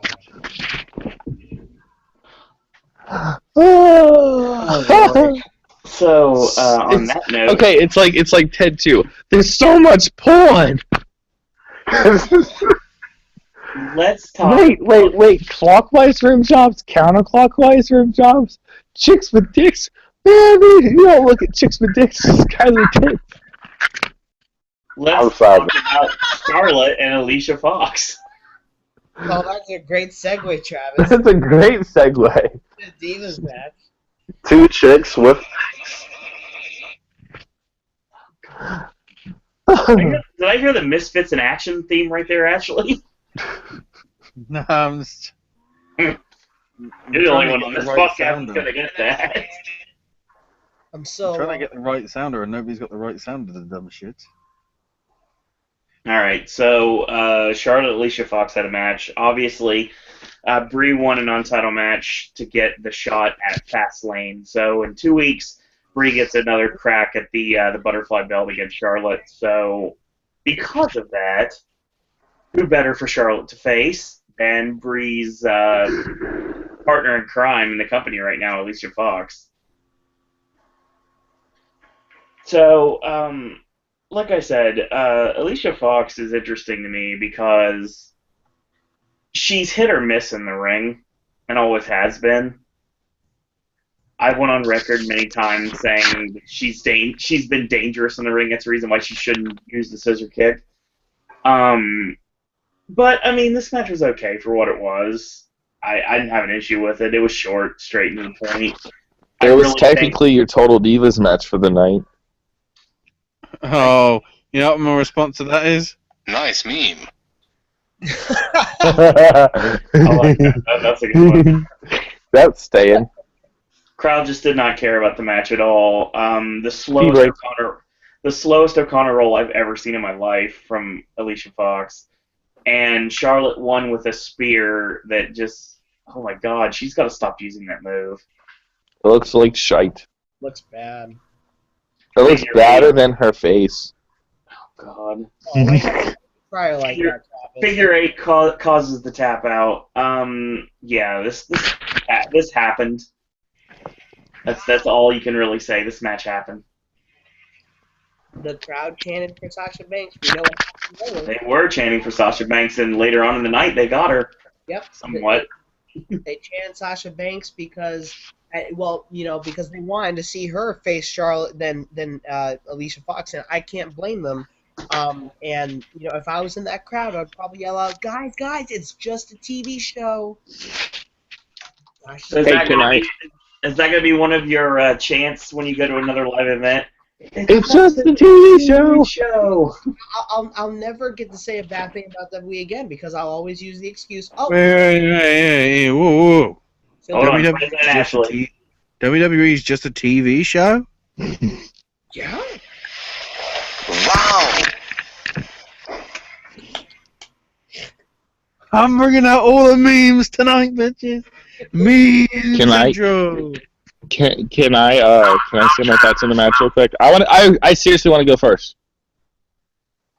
Oh dear. Well, considering you're one of the Total Divas experts. Go ahead, Travis. That match was so boring. Oh no. You sound like you're having a stroke. Flash has joined us on the Popcast. Travis, you actually got one. Yeah, Flash. Hi. How are you guys oh god. today? I'm actually getting one. It'll be arriving Friday. Oh god. That is amazing. We will be brothers now. You know, this is why you're single. This is why you're single. Oh, That was very rude. My girlfriend, Priscilla, will attest to that. I fuck her so hard Oh no. every This is horrible. This is horrible. There's no like President Ashley getting involved here? I'm trying to patch through Stephen Hawking or one of his relatives. ha ha ha ha. How do we allow him to still be a part of this? I don't understand it. Like he's a poor. Travis has me laughing so hard I just spit out my lung. Oh, stop That's smoking. what she said Ah, last night about never mind. Let's not go there. I heard that. That was funny, actually. You know what? That's not funny. That ain't funny. The Popcast Network are going to issue a network ban on anything related to Zootopia from now on. Oh, fuck that shit.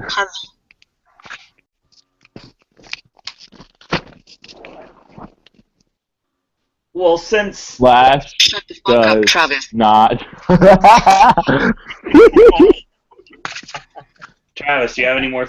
Okay, you're done. No, I'm not. Whoa, that was Flash's comments. Wait a I thought minute. I thought it was a good match. Can't do gimmicks. That's Cleveland and Ashley. okay, you know what? You can go ahead and talk like like a mental Yeah, I patient. agree with this. Whoa, he just said mental patient. Are we gonna just let that slide? You can't Wow, stop yes. stealing my quotes. Stop. I'm gonna start charging you. I'm gonna start charging you. I Every did buy single- you. I did buy you the new moves pack. I think you're. I think that goodwill is over. Honestly, Travis. He's gonna let you. He's gonna let you slide once or twice, but now it's kind of like, yeah, you need to back off a bit. Slide into those DMs, right? What? Segment. Next segment. We're trying, Did you man. just? Did you just say that? I don't know what you're talking about. I didn't hear what you said. I was actually listening to Ashley, like, shutting him down. He just said, "Slide in the DM." Oh, apparently Travis lives in Florida now. Okay. See that in Florida. Soon. We both will.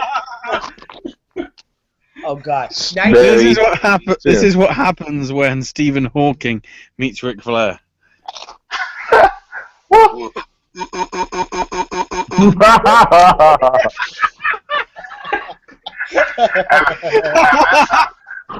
And this is what happens when Helen Keller is listening to it. Oh my god. Oh, And that's the end of the podcast, everybody. Thank you all for watching. That's the reason why we use the term locker room radio. Oh, so you see what I'm talking about? When Ashley said it, oh, it's okay. I say something about it, and then you guys talk, oh, locker room radio. You know, that's bullshit. I'm gonna make the most fakest UK accent, and I'm gonna shove it up all you twats. I'm just gonna. Oh wait, you wait till next week. You wait till next week. I am gonna harness my tones, and I'm gonna come up with the best UK accent I could ever come up with. What happened to not so controversial Cleveland? Because you just said the word twat. Oh, my bad. Okay, that was the worst spell check ever. Come on, I wanted to put that. I have to get another voice now. Oh, good, there's 9 American voices. There's plenty to choose from. Oh, shit. This is fucking ironic if that's the case. Oh, shit. I wanked off a squirrel once. Oh, my bad. God. Because I was going to say I wanked off a chipmunk once, but I changed it to squirrel. And then I found there's an actual chipmunk voice. Oh, Well, Ashley, since you want to talk, I will let you discuss this match if you'd like. Oh, no, it's as average as you'd expect it to be. Right. I don't know why I put pretty good match in my notes, because I guess I was being kind. Well, I guess I was expecting more than, 17 matches.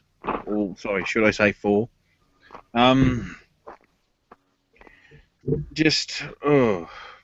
It's just a shame that the more interesting women's match was the one not involving the champion. Well done, Charlotte. Irrelevant as ever. Nobody fucking cares about you, Charlotte. The best thing is Ric Flair was going, woo!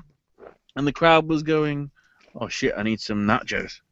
Time to go get a Pepsi outside. They're selling fucking quesalupas at Taco Bell. Oh! Instead of Divas match gotta pee, it's like Ric Flair gotta pee, Ric Flair gotta pee. Cleveland, what do you think of the match? I mean, because a lot of the matches have been aggravating to me. I would say this was more so relieving than what I've been accustomed to seeing for the past couple of weeks. Right. It was definitely the best match I've seen Alicia in for a while. So, hey, Alicia, keep it up. Let them know that you are that. What is so funny? Aaron, what's going on? Aaron probably got blocked by somebody. No, nothing. What, did Hulk Hogan start following you on Twitter? Oh my god. Continue, Cleveland. But yeah, it was just basically a breath of fresh air to finally see Alicia in a 3-star match. That's a fair point.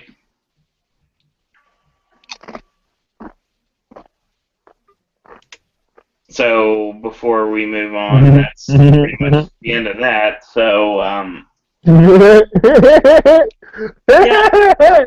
it was okay. So yeah, we move on. Are you laughing at the thing you sent me? Yeah. Yeah. We're moving on to our next segment here. Another great moment in Daniel Bryan WWE history. Money in the Bank 2011. When go ahead, Ashley. No, not yet. You said hang on, so I was waiting for you to. Yeah, that was after the next segment. I don't have the next segment written down then. Yeah, because the next segment was Ms. TV. Oh, I wrote it out of order because I had to have space for the paper. So yeah, we started with Ms. TV, saying he was disrespected by AJ on last week's Ms. TV, saying how he made Bryan's career wanted the same for AJ. He's got the must-see talk show, and then immediately Jericho's pyro and entrance goes off. So Jericho says, you know, I came out here because I'm sick of waiting. You've been talking over and over and over, and the crowd's been waiting forever and ever and ever. So, you know what? I'm calling it. Now we're going to do a special edition of the highlight reel. And then all the bloody roadies come in and transform the entire set. You know what? I like that part. Sorry, I can't hear you, Aaron, because somebody hasn't muted their mic when they're fucking scratching. Sorry. I thought I muted myself.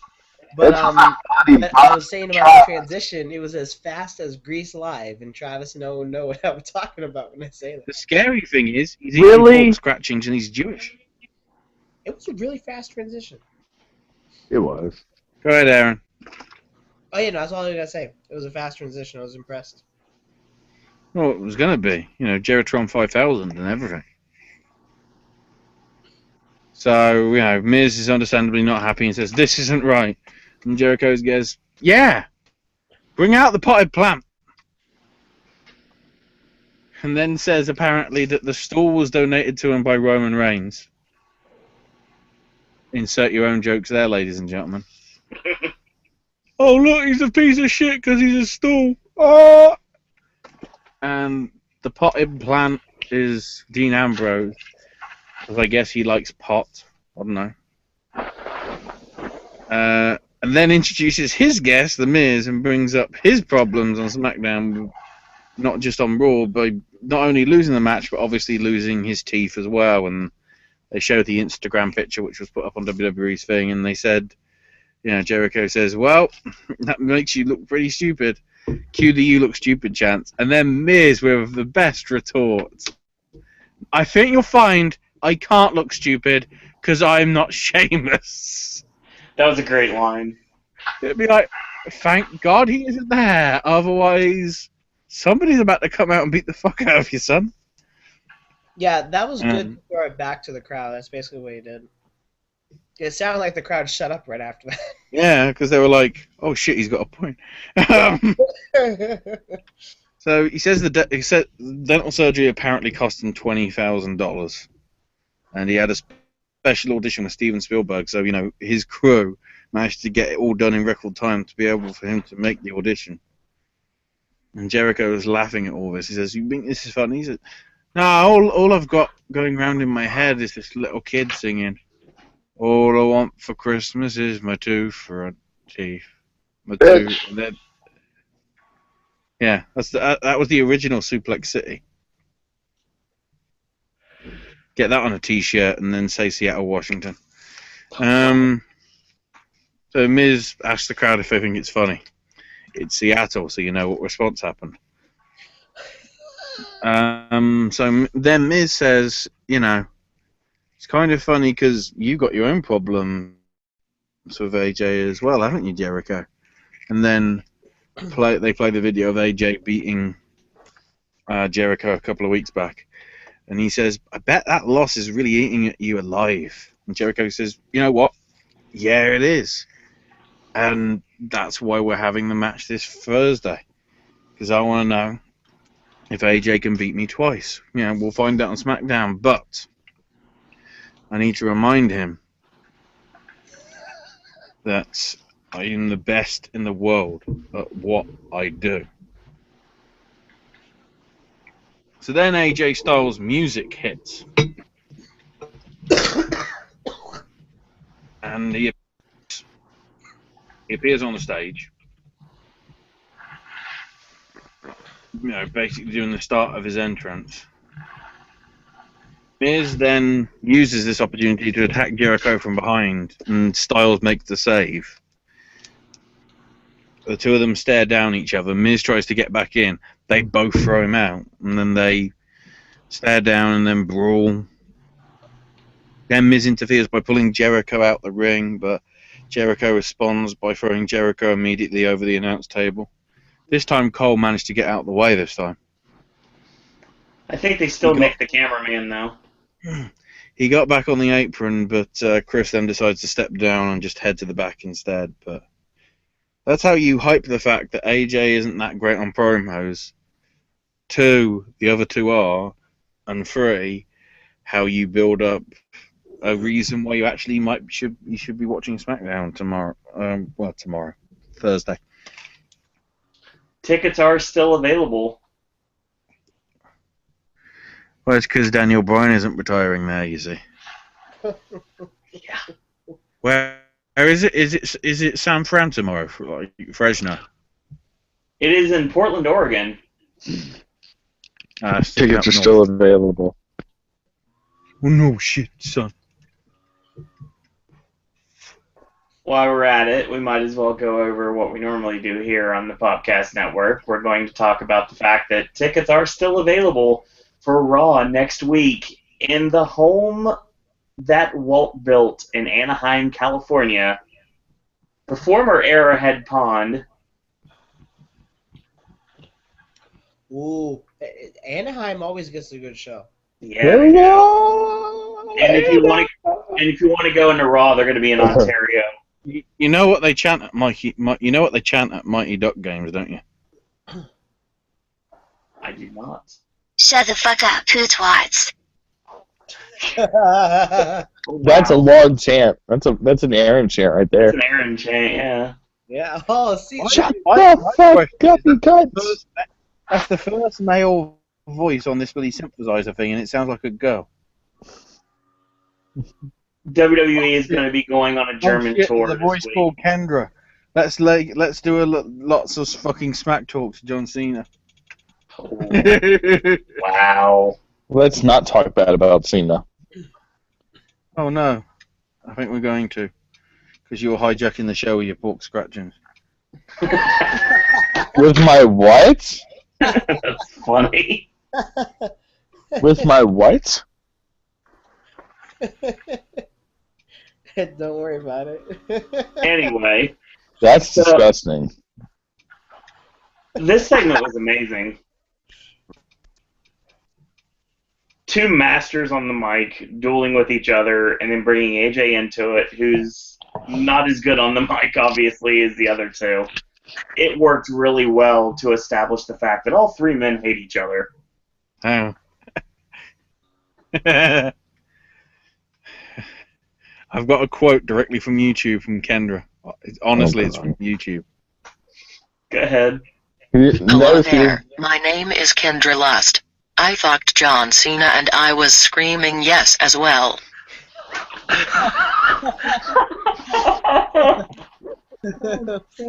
you. It's not funny. It's not funny. It's not funny. I wish I was fucking John Cena in that. Well, no, I wish I was John Cena in that fucking situation. If there was a day that I could be John Cena, it would be any day of the week because he gets to be with someone as hot as Nikki Bella. Screw that noise. It'd be on the set of Trainwreck and then only. Shut the fuck up. Hashtag get Owen. Actually, if I could be anybody, the problem is you're saying you'd want to be him every day. That means if I could be anybody 1, 2, and 3. Hey, if I could be anybody for one night, I'd be Daniel Bryan the night he retires in the same bed as Brie Bella. Are you kidding I me? doubt it, because, she's still wrestling. For now. She can't wrestle with a baby in her chest. Babies aren't in your chest. Babies are in your stomach area. And she can't wrestle if, she's limping like the next She isn't, she's doing an Angelina Love. She ain't going to wrestle with a bloody baby on the way. Well, they're still, they're doing it right now. Are you kidding me? Do we really have I tell you, this is why It's their business. This is why you're single. Like, is that how you talk? Dude, that's rude. You don't even know me. You told me that you're single. Naturally, you don't even know what I look like. Yes, I That's do. the reason why I'm single. I'm as ugly as Eva Marie. No, if you were ugly as Eva Marie, I would Single want in to fuck theater soon. Okay, I'm as ugly as Eva Marie without makeup. If you were ugly as Eva Marie without makeup, I would want to fuck you. Then watch Eva Marie's video. That's disgusting. Subscribe. Thank you for bringing down our viewership tonight. Am I bringing down your viewership seriously? We've not been doing very well on the viewership tonight. Oh. Do I need to go back to my old John Cena ways? Yes. That was like a Dean Ambrose. Nope. So basically what happened after this, before we move on to the segment about the Daniel Bryan segment, was recapping the opening of the show, again, because that's what they like to do for some reason. TV show. They might as well just cut out the middleman and say, previously on Monday Night Raw. Yeah. I don't want to give them any ideas. I already do that way too much, apparently. You just did. I already do.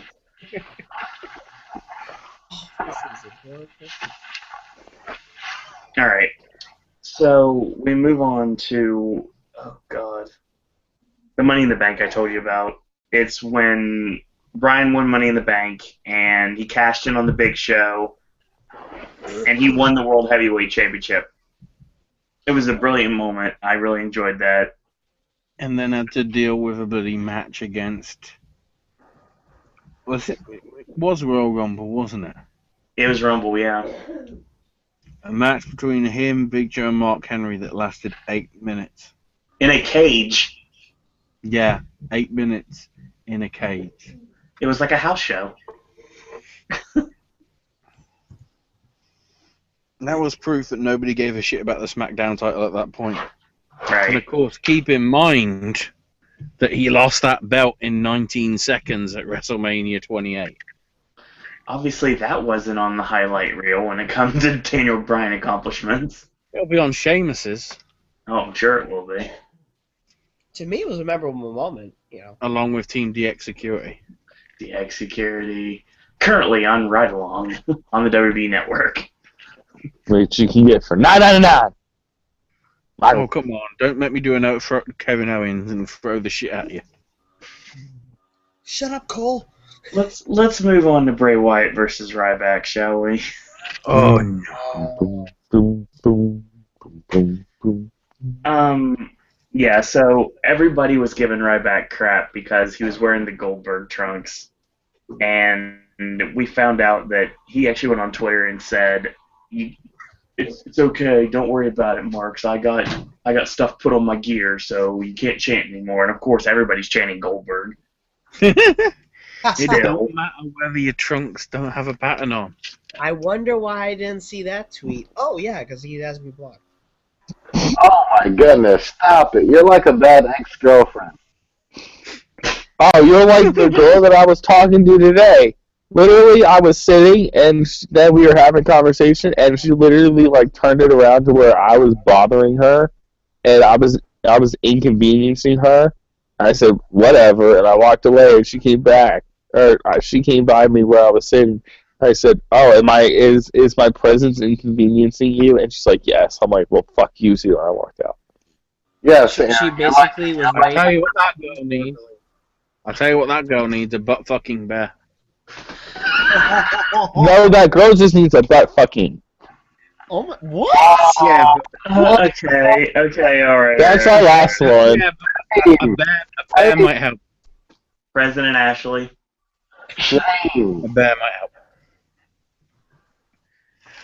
See, it's interesting because this was actually a pretty good match considering who was in this match. Ryback actually brought his working boots tonight. He actually pulled off That quite a finish decent match. alone, the finish alone, the meat hook clothesline into the Sister Abigail That was great. was just perfect. It was beautiful. I love. The beat down afterwards that nearly lasted as long as last week's beat down. Oh shit! You're I'm getting basically sick of this. I don't care what your fucking vendetta is, Bray Wyatt. You know, Props to the guy at ringside though, just entirely shouting, "Show your face! Show your face!" what? Oh yeah, there was a guy at ringside. Yeah, He was telling Strowman to show his face. I'm like, dude, really? I bet you that was the same drunk Mark that was saying TNA. No, the TNA one was a lot clearer, so it was probably closer to the hard camera. yeah, no, you clearly hear this louder. Yeah, I clearly heard. Turn off your mask. so I was. Wait, are we sure that wasn't Aaron? Because it was a stupid chant. Am I so I wasn't imagining things then. They actually did have a guy that was yelling over the entire show tonight. Yeah. Yeah, there was some shit that was actually trying to get himself over on the entire fucking show. Wow, shock surprise. That needs. I think Matthew, if he's somehow gets this message, needs to get this guy and basically shame him for all the stupid Shame. shit he was doing on the 300th Botchamania. That's a Shame. good idea, actually. Shame. Shame. Shame. Let's all keep saying shame. Shame. Shame. Shame. All right, so That worked. I like Ryback using the running knee in the corner. I know damn well it's basically just to throw it in Punk's face, but still, it's really well done. He's actually doing a good job in the ring. So, I mean, we bag on him all the time here, but fact remains, he's still not really over, not anymore, but he's getting better in the ring. He still sucks in my eyes.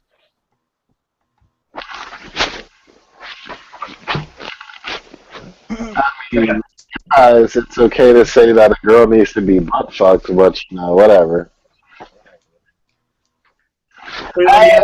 I think every girl should be butt. Whoa! At least You're being muted. what?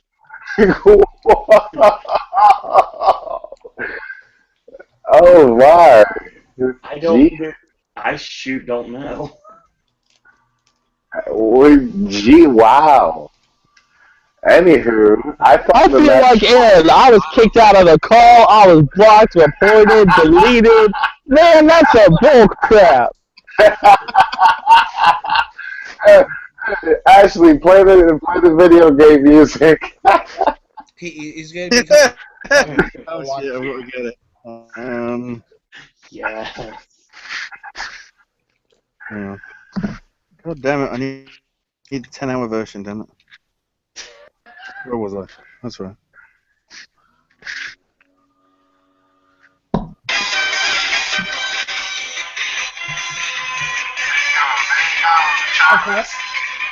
I can barely hear Cleveland. This is funny. Go, Cleveland. Turn it down. I was telling you to go ahead, Travis. Air your grievances. Oh, air my grievances. Okay.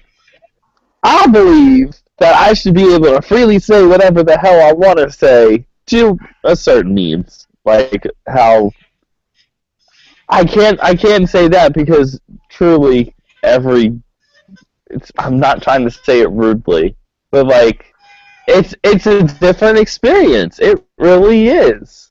I'm not saying I've tried it, but it's different. Oh my gosh. Oh, you are really digging yourself deep, man. That's what she said. Oh, Travis! What is even happening right now? I still can't hear Cleveland. Like, I feel like you guys are like secretly hearing him, and I can't hear anything he's been saying the whole time. It's because he blocks you. What? Yeah, that's right, you stupid, toothless piece of shit. I mean, No, that's the Miz. It's a joke because he lost his teeth. Yeah, we got it. You might No, have to okay. You might have to reconnect the call there, and that's all I can think of. Yeah, that probably will work, Aaron. okay, because like all I hear is like silence, and then I hear mm-hmm. So what's your thoughts, Cleveland? I hear nothing. It's funny.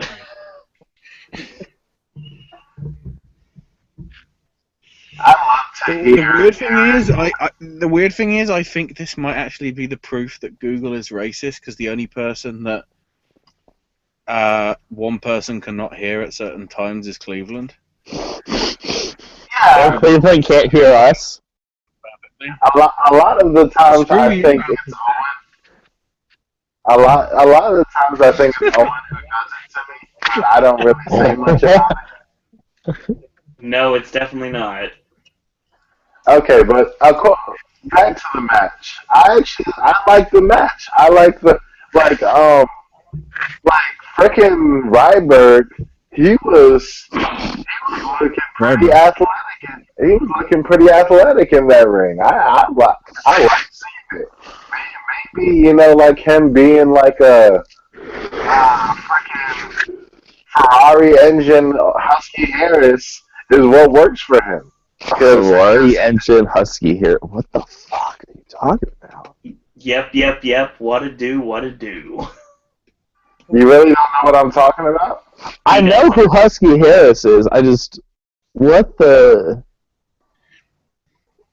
just oh gosh. Yeah, Husky Harris is the inventor of the Husky fridge.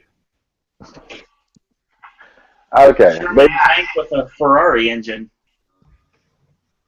Okay. but he needs something that sets himself apart because like Right. just the big guy.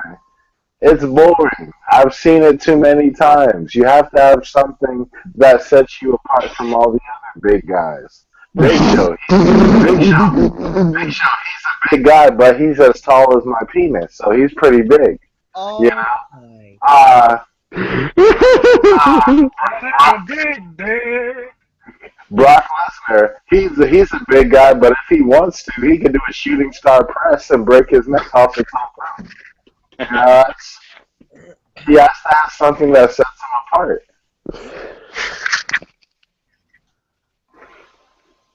Yeah, that was the problem. He became just a generic, like, big muscle guy, and that's all he was.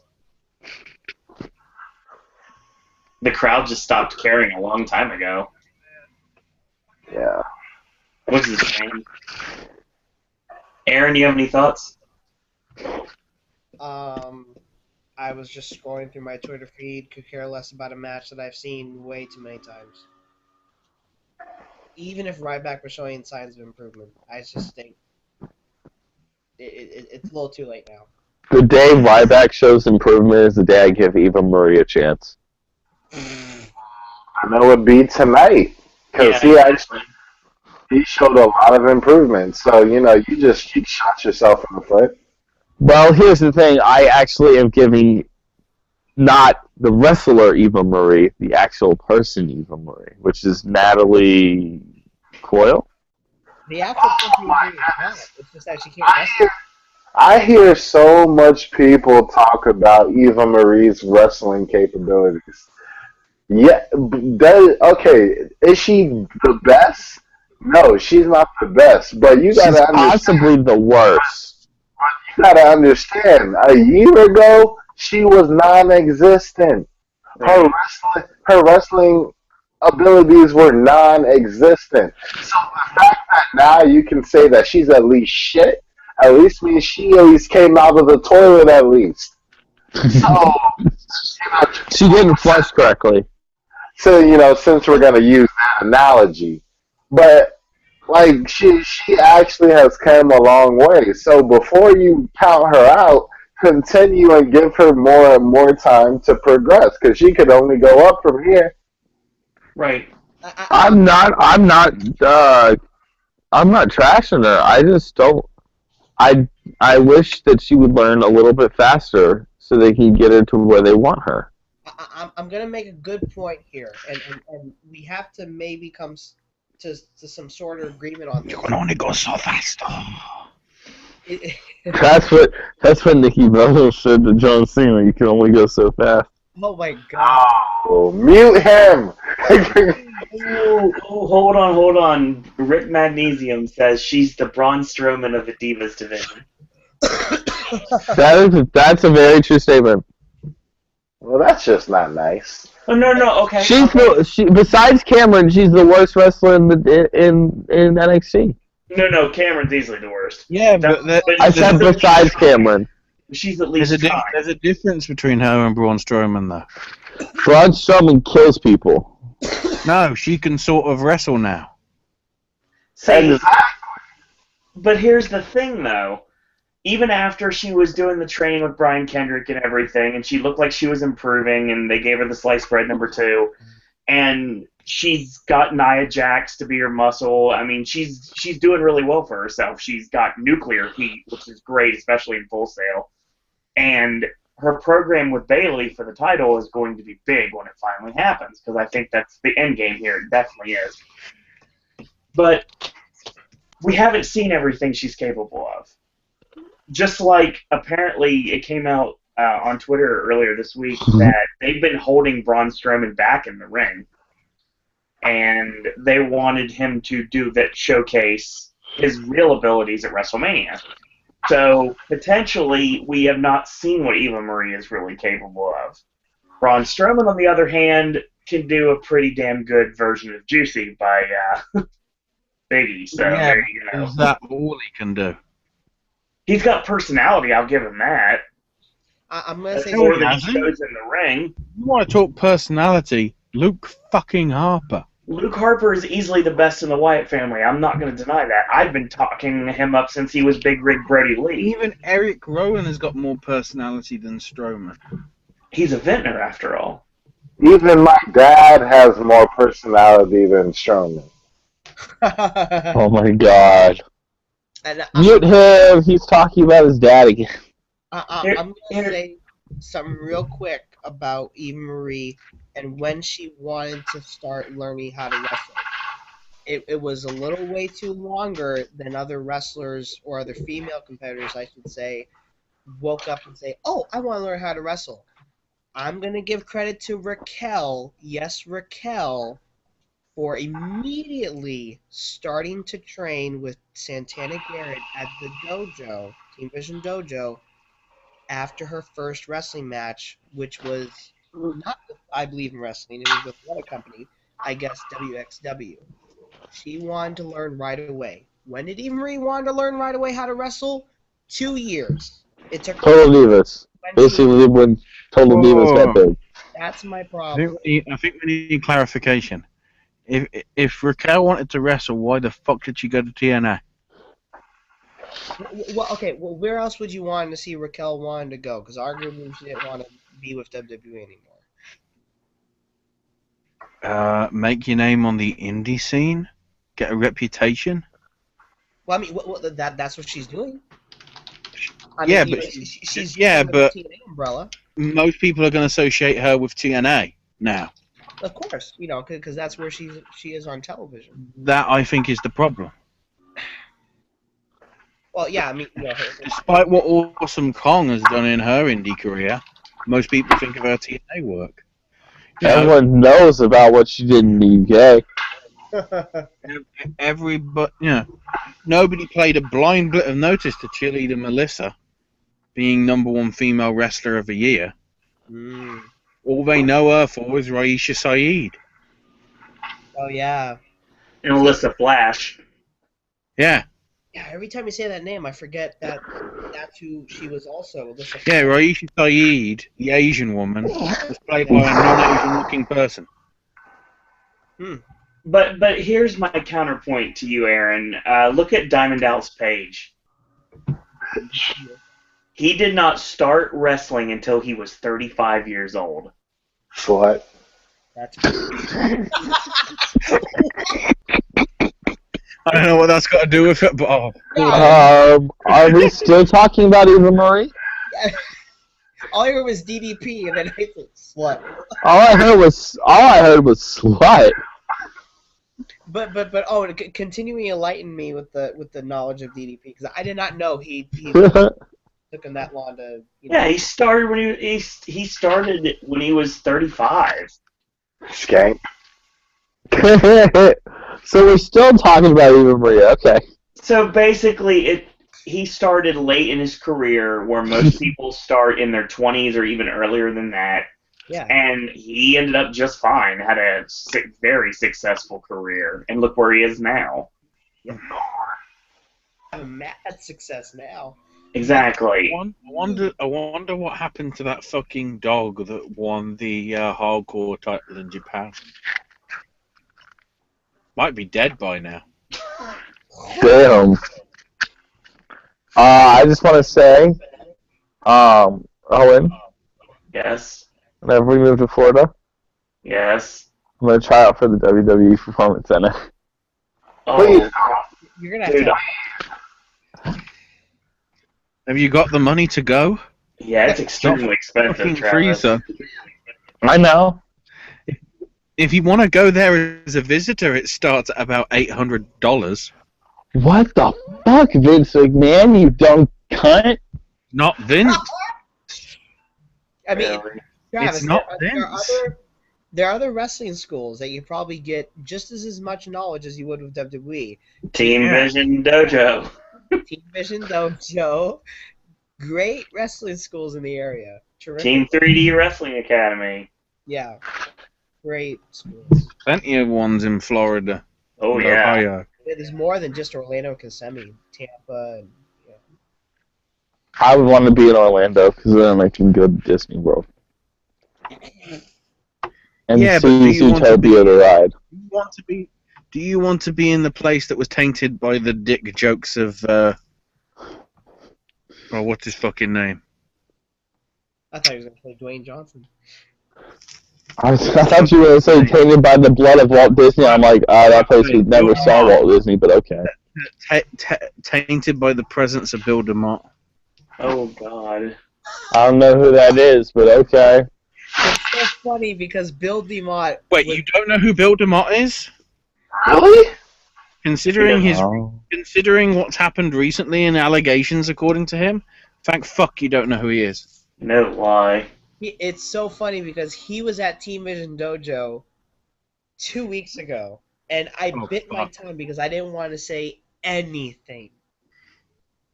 Well, what? Because then you would have got blocked in real life, and when you get blocked in real life, it's called you get shot.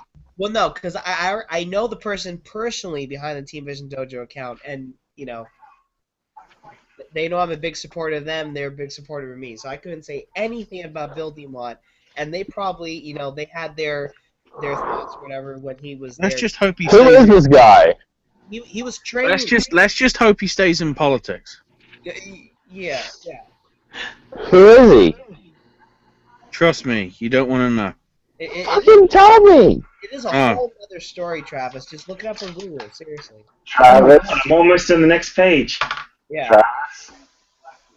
Plus, we have to move on. I'm here, Cleveland. You really want to know who he is? Yes.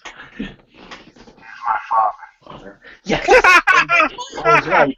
I was right. That's where I thought you were going to go, and I was hoping that's where you were going to go. That's not true. That's impossible. If that's Is that because is the guy white? oh, Are you making this a race issue, Ashley? Oh my god. you know what, Cleveland? Why does everything have to fall back to race? I know. Can No, I get to the next page of notes, please? Let's go to the next segment. I just gotta say, if that's true, Cleveland, please sing Next immediately. segment. Well, it's me then.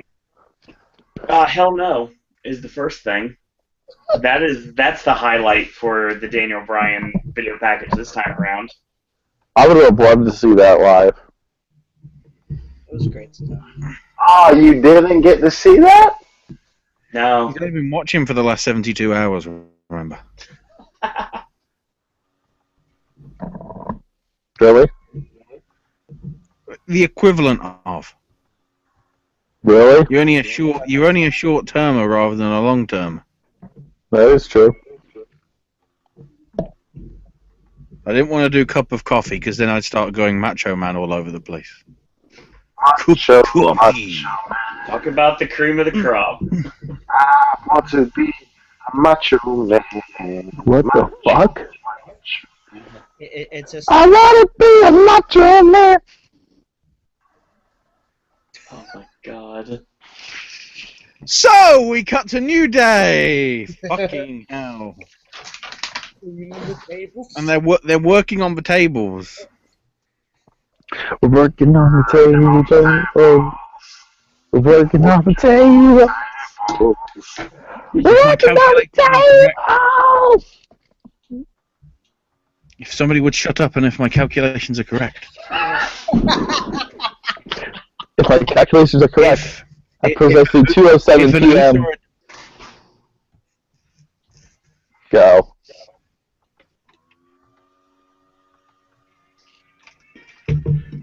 President Ashley's back. If an Uso hits the table right at this precise point, then all hell will break loose.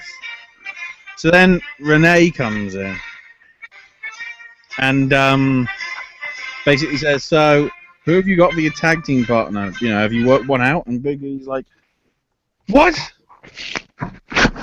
Do you think it looks like we have a tag team partner? We will get them later. But for now, we're working on the table. Working on the table. Oh, yeah. Working on the table. All right, Axl Rose, shut the fuck up. That's a great segue, by the way, Ashley. Why? Is it Look what the November next- rain? Look what the next match is. So sure.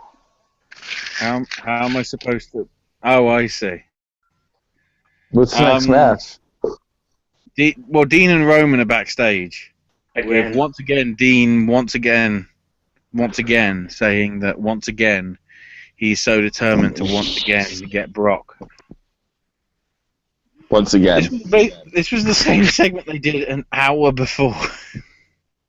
Practically. Previously on Except- WWE Monday Night Raw. Except they extended it by basically saying, look, I want to go it alone tonight. You know, you faced Brock in the ring before. I want to take him down myself. And Brock says, all right, man. All right. So then we get Titus O'Neil coming out. And then the Social Outcasts. And I don't know. Apparently, you know, it's Miami Gator versus a fucking mongoose. The radical mongoose. Even Curtis Axel was like, that is the most fucked up shit I've ever heard. I had a major issue with their entrance.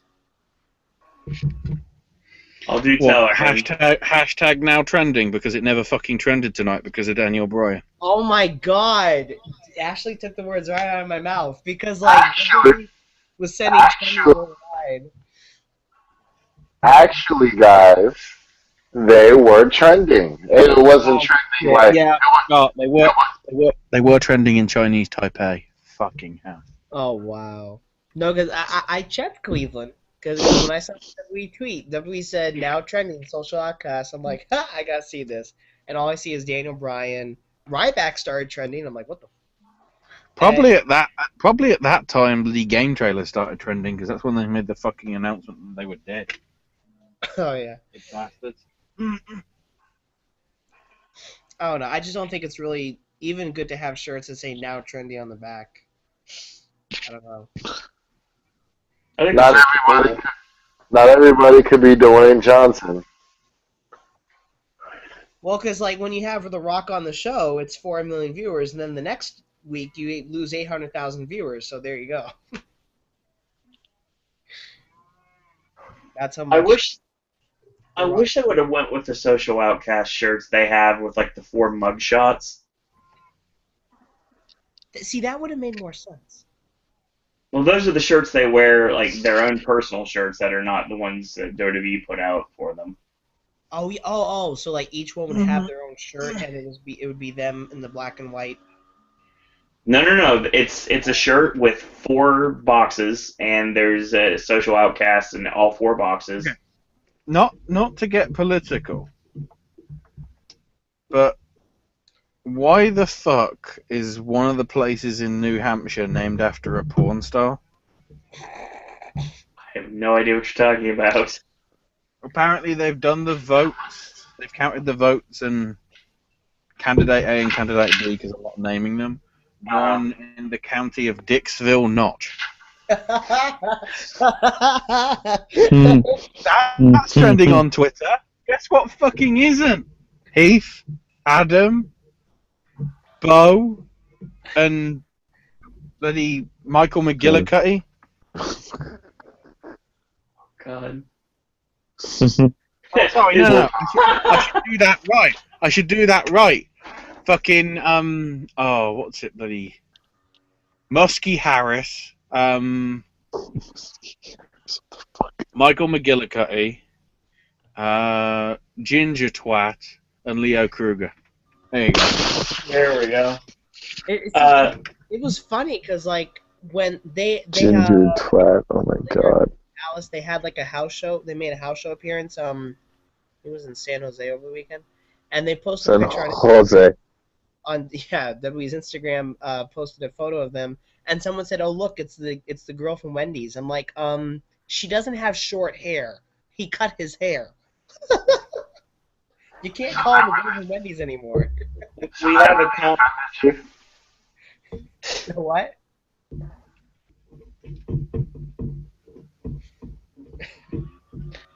I'm just wondering, when he was the one-man band, was he just jerking it off every night? That's what I would do. We have a comment in chat Oh yeah, I was reading that just now. from Dub Zombie. Thank you for watching, by the way. Rob Zombie? Zombie. Wait, we got Rob Zombie? Is JBL still the champ? He was still champ when I stopped watching. Wow. Yes! JBL is still a champ. Mago! No! I guess we can say Are he's you the WWE Network champion. Man! Are you a piece of fucking... Oh, that's turning into Iron Sheik. My bad. Exactly. Are you a piece of shit? No good motherfucker. JBL is a commentator for WWE broadcasts now. Imagine Well, that. the way he talks, you wouldn't know it. Oh, yeah. But we Okay. all I'm the champ. Mago. we all do remember his very successful run with the World Heavyweight Championship. Wait, oh goodness. He picked a fucking fight with Godzilla. And he even He goose-stepped in Germany. oh yeah, and he even like flew Mexicans over the border. That's a Donald Trump problem. That's my absolute favorite thing JBL did as a heel. They did a show in Germany. He literally goose-stepped during the match. Yeah, no, I mean, he Well, no, when he was a wrestler, let's be honest. The best bit was when he went to the border and threw the Mexican over, saying we don't want you anymore. Yeah. That Mexican was Mystico. I'll be back in that. it was great stuff. So we're going to move on to the match here. Titus O'Neil and Adam Rose. It was short. Very short. At least it wasn't against Stardust. Adam Rose gets the victory. This was and odd, but okay. The Social Outcasts get another win. Which I don't have a problem. If they're actually going to do something with the stable as is, they might as well give them a couple victories here and there to build up some credibility. Oh, you know what? That's what I wanted to say, because, wins and losses to Road Dogg Jesse James don't matter in WWE. It's just a television show. It's what he said in his statement. Wins and losses don't matter in WWE. God. There's a lot of things that don't matter in WWE. You know one of them is? Roman Reigns. So like I said I said to him in a tweet, I said, so Daniel Bryan winning the WWE title at WrestleMania 30 win was like meaningless? Like that didn't mean anything? Block. I didn't check, but So Cleveland, what do you think of the match? I'm just happy they won. That's pretty much Same. it. I wasn't all super, yeah. I was just happy that they won. Oh yeah, totally. I like this stable. I think they need to add more people to it. I think they should have the rejuvenated Cody Rhodes lead it. Oh yeah. As long as you get Fandango in the group, I'll be happy. Yeah, because I was told that frickin' Cody Rhodes is like on his way. Like we're gonna get old Cody back real soon. It's weird you say that because it kind of was a contradiction. So it said basically the Stardust account pretty much said something to the extent of get used to me, I'm going to be around for a while. And then it was like, oh, never mind, the end is coming soon. It's like, hey, he's going back to Cody Rhodes. And then he basically did like a Twitter Q&A, and someone pretty much asked him point blank, and he's like, get used to Stardust because he's not going anywhere. Yeah, no, and I didn't read reports of that, but like I saw it and I'm like, oh, that just pisses me off now. He's got the Steve Austin syndrome. I'm gonna wrestle at WrestleMania. No, I'm not. I am gonna wrestle at. No, I'm not. And I don't know when Steve Austin became Wade Barrett, but okay. No, it's just really weird how back and forth he's been so much about. Oh, I know. Wrestling another match. I don't think it's like trolling the fans at this point. It's just like fucking with them. But the thing I want to say about Stardust, someone hacked his account over the weekend because he did send out a tweet that says gagging. I'm not even kidding you. This is not a joke. I have notifications turned on for him. It came to my phone like during the night, and that's what I saw. What did the tweet say again? It said gagging or gags, or I like to gag. I think it was I like to gag. Yeah, I can't make this shit up. So, I personally, I'm just happy Cody's on television, regardless if he's Stardust or if he's Cody Rhodes. I think the majority of the people want him as Cody Rhodes. I think people are done with Stardust. I'm done with Stardust. I think he's having fun. That's all that really matters. Yeah, but we haven't seen Stardust. We've seen Stardust in contention for championships, but we haven't seen him really go far as in terms of winning championships or just really getting anywhere. He's just there. I think he can just accomplish so much and beyond, which I can't even like predict boldly as Cody Rhodes. I mean, Stardust is just getting old. I mean, you can have fun doing it, but when it comes down to the fans enjoying it, it's just like when Stardust comes out, it's just a mediocre applause, literally nothing. From being in the crowd when Stardust comes out. I mean, when Stardust came out, I think he was an entrant in this year's Royal Rumble match. People were just like, 3, 2, 1, and Stardust came out, and everyone's like, oh, okay. That was from being in the crowd. Which is a shame because I really wish that they would react more favorably to Stardust. Yeah. Well, it's just like Stardust has been around way too much longer, I should say, than Social Outcast. I still need something from Social Outcast. They're not doing it for me. I still need something for them. And like you said, Owen, wins do matter, so maybe that'll build credible to them. But to some other it will. company, wins and losses matter. Yes, they do. Shit. You can't just say, we just develop characters and wins and losses don't matter, because you don't know what the fuck you're doing with your characters if they just turn heel with no explanation. Like Paige. I wish they'd do something with Damian Sandow. Exactly. Wins would matter with him too, because if they do something with Sandow and he just goes on a losing streak, what was the whole point of bringing him back? You literally had to rely on he had to rely on social media to prove to WWE, that he needed to be back on TV screen. Kind of like how Daniel Bryan rallied up social media in the whole world to get him to WrestleMania 30. So. Zack Ryder got over on his own. Yeah. And paid the price for it. Oh, shit. Sometimes you just have to look to the people. I've just noted something looking through the details of Daniel Bryan's career. He trained cheerleader Melissa. It all makes sense now. And Sarah Del Rey. It all makes sense now. And Simon Gotch. I'm not shocked at any of those. It all makes sense. Wait, there's a wrestler known as Coon. That might actually be racist. Whoa!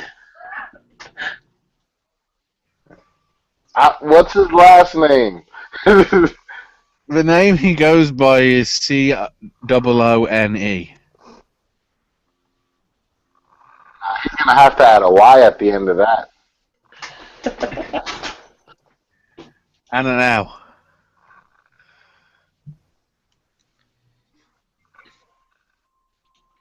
So, does anyone else have any more thoughts on this match before we move on? Travis?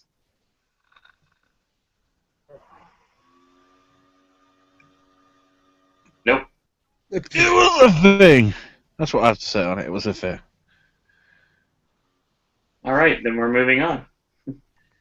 The next Bryan clip. Yes. The big one. SummerSlam 2017. Yeah, it's one of the best SummerSlam matches. Yes. But you can watch for free on the network.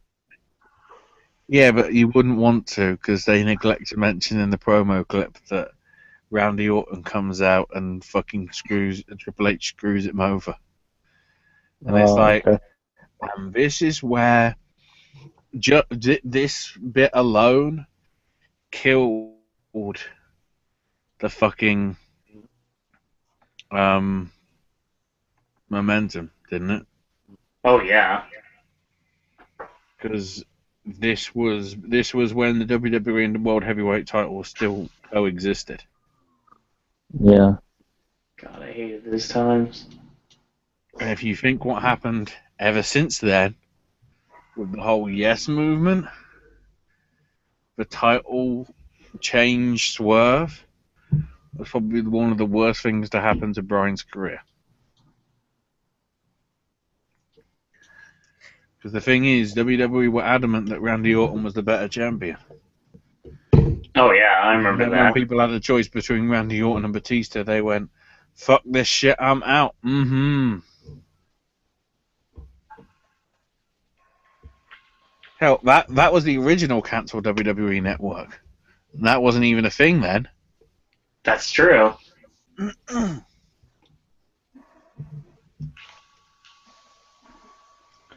That's why, the Occupy Raw thing happened. Which they didn't even mention in the video packages, I think, did they? Oh, no, they did. The one they didn't bring up was the one which he talked about in his promo, which they did include on the video package in the pre-show. But God knows how many people were in the ring, and Triple H and Vince were trying to do this, and well, I think, no, it was Triple H and Stephanie, because Vince was supposedly dead or whatever. And literally they tried to keep talking, and the crowd kept chanting Daniel Bryan. And the thing is, Bryan was just laughing his fucking ass off. Oh, it was funny, especially like Stephanie McMahon like getting like angry because like a lot of male wrestling fans says, "Oh, she's so hot when she gets angry." She was like, "Get out of my ring! This is my ring! This is all mine!" It's really funny. I was watching that moment a few times over the past few months, so it's just so weird that just all of a sudden that watching that many times and such a great moment, over 6 million views from WWE's YouTube channel, that he just finally retires. It was a good moment. And you can continue, Ashley, because we have an attack. Oh no, we got Black History Month. Yes. After the failure of Mark Henry's one last week, they decided to actually give up and just put a whole bunch of faces on and not give any detail about them. It's just a case of, here's a name, find out for yourself, because we can't be fucking asked. Pretty much. That's what it felt like. No, it's yeah. Half of these names I hadn't even heard of, but the pictures were like, this guy must have been a fucking epic bloke. That guy's got an awesome moustache. I don't know who he is, but I want to know who he is. I'm going straight to Google. Oh wait, I can't because I'm having to do notes on this show, so I can't. So I have to do it in post. And of course, JBL put over August 2nd, 1992. 1992. The night that Ron Simmons became World Heavyweight Champion. Mm-hmm. So then Dean Ambrose music hits and says, he's still standing after last week and after what happened tonight, and calls Brock out saying, I'm ready. Nothing. Yes. Wow. Now I wonder whether Triple H was right and Suplex City has gone SAWFT. And keeps goading him and goading him and goading him, like something to do with Heyman holding Brock's balls, which clearly is some sort of fan fiction. Eventually Brock comes out laughing his ass off. I don't know why. Dean goes straight after him. Brock destroys him. Goes to leave. Dean then says, I ain't done yet. Come on. Wait. Come on back. But then Roman's music hits and he comes out on the stage as he's getting in the ring. And Brock's obviously more interested in Roman because, World Samoans or something. I don't know. And then Dean goes, I like that sound. I can feel my balls.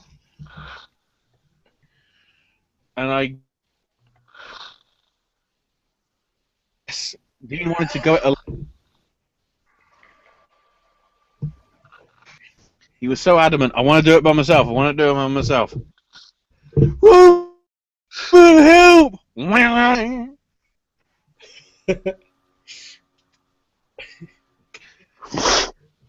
But it just felt like they wanted to put a segment in because they knew they couldn't segment that they wanted to at the end of a show because of Bryan. Right. And this is what happened because of. That was totally the reason. Same thing with the All your fault. Ryan, screw you. Speaking of faults, I couldn't believe like some fans were saying this was WWE's fault that he was retiring. This is a personal choice. He could have used. Okay, I'm just gonna say one thing about the injury. He could have easily died in the ring. Easily, he could have taken a bad fall one day, and it literally could have broken his neck, paralyzed him, and we wouldn't have Daniel Bryan the way we have him now. Yeah, it's not WWE's fault that he's retired. It was a personal choice. He had no choice. That's what I say. No, it's a personal choice, no matter what. Even if you think WWE has some sort of thing to it, they really don't. Yes, at the beginning they didn't clear him, but now, for me at least, knowing that he had that many concussions in his career, he shouldn't have wrestled after his last one before he came back. Well, yeah. Anytime he came back, that was a personal choice too. Yes. You don't fuck with concussions. Concussions are bad things. I think advanced testing is still in like the early stages too for concussions, because I think when NFL or whatever sport got serious about concussions, WWE followed. Yeah, it was football. Yeah, yeah, exactly. For the people who don't think WWE is a sport still. We need to end soon because it's getting to that night time. We're still going. We still have some stuff left to talk about. Yeah, no, after this segment, it was a couple matches, I think, or at least another match. Yeah, we have three matches left to talk about. Okay. Oh yeah, another that I would love to review. Don't trust me, we're going there now. We're going there in a minute, actually. I like this segment. I've been saying for a long time that I think that Dean Ambrose is going to be the one that goes to Mania, not Roman Reigns. And I really think that they called that audible at the Royal Rumble, and I think they're going to roll with it to see where it goes. Because at this point, Ambrose is hugely over as a babyface, and they really want to run with him, and I think they're going to. I like Ambrose. It would just He's a likable guy. That's the thing. I like his moxie. That's funny. And it would just be refreshing to see him instead of Reigns to go to WrestleMania. I think this year's WrestleMania we get underdogs winning, meaning we get Becky Lynch. Actually, we get Sasha Banks. No, because Sasha's won a title, right? Becky's got a good chance to win at Mania if they. I think Becky will win the title at Mania. I think Dean Ambrose will finally win the title at Mania. I think we get, and then that's all I really care about. I don't know. I mean, I really like this because they're really beating up Ambrose to the point now that he's going to have to get his revenge somehow. And I don't just mean giving Lesnar the old toe between the uprights. He punched him in the balls. One has to wonder, how many nut shots does Brock Lesnar have left in his contract, and he should invest in the cup? Seriously, well, here's the thing. Brock Lesnar is the Jimmy King of WWE right now.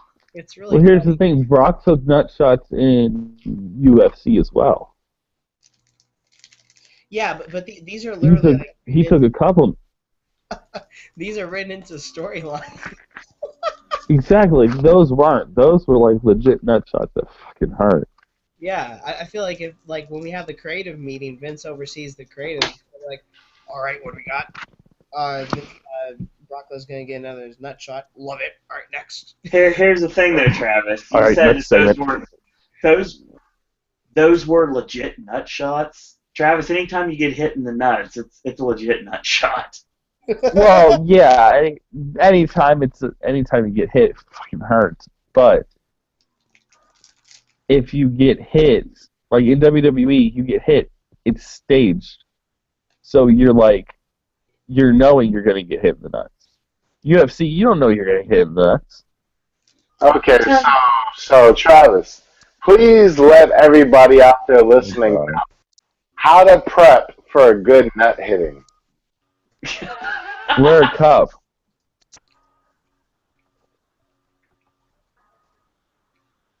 Wear a cup. That's your only advice to the public. Yeah, you're in a sport. Sports Welcome, entertainment Acer. counts as a sport. Hi, Acer. Wear a cup.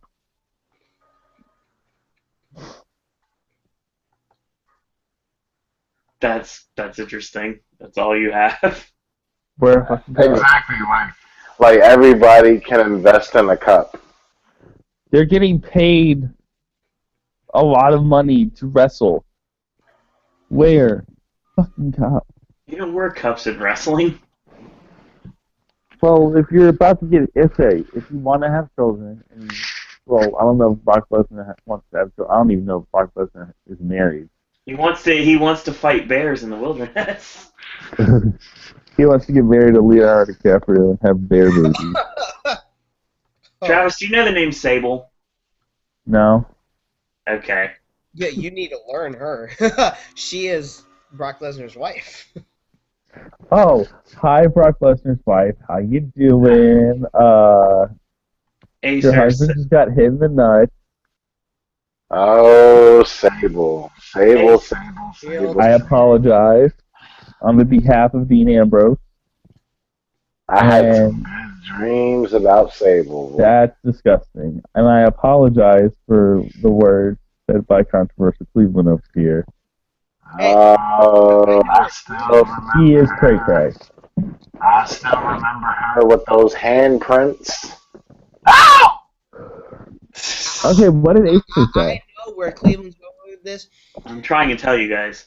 I'm sure SmackDown God. has images still of Sable putting him on top of the desk, and she got on top of him.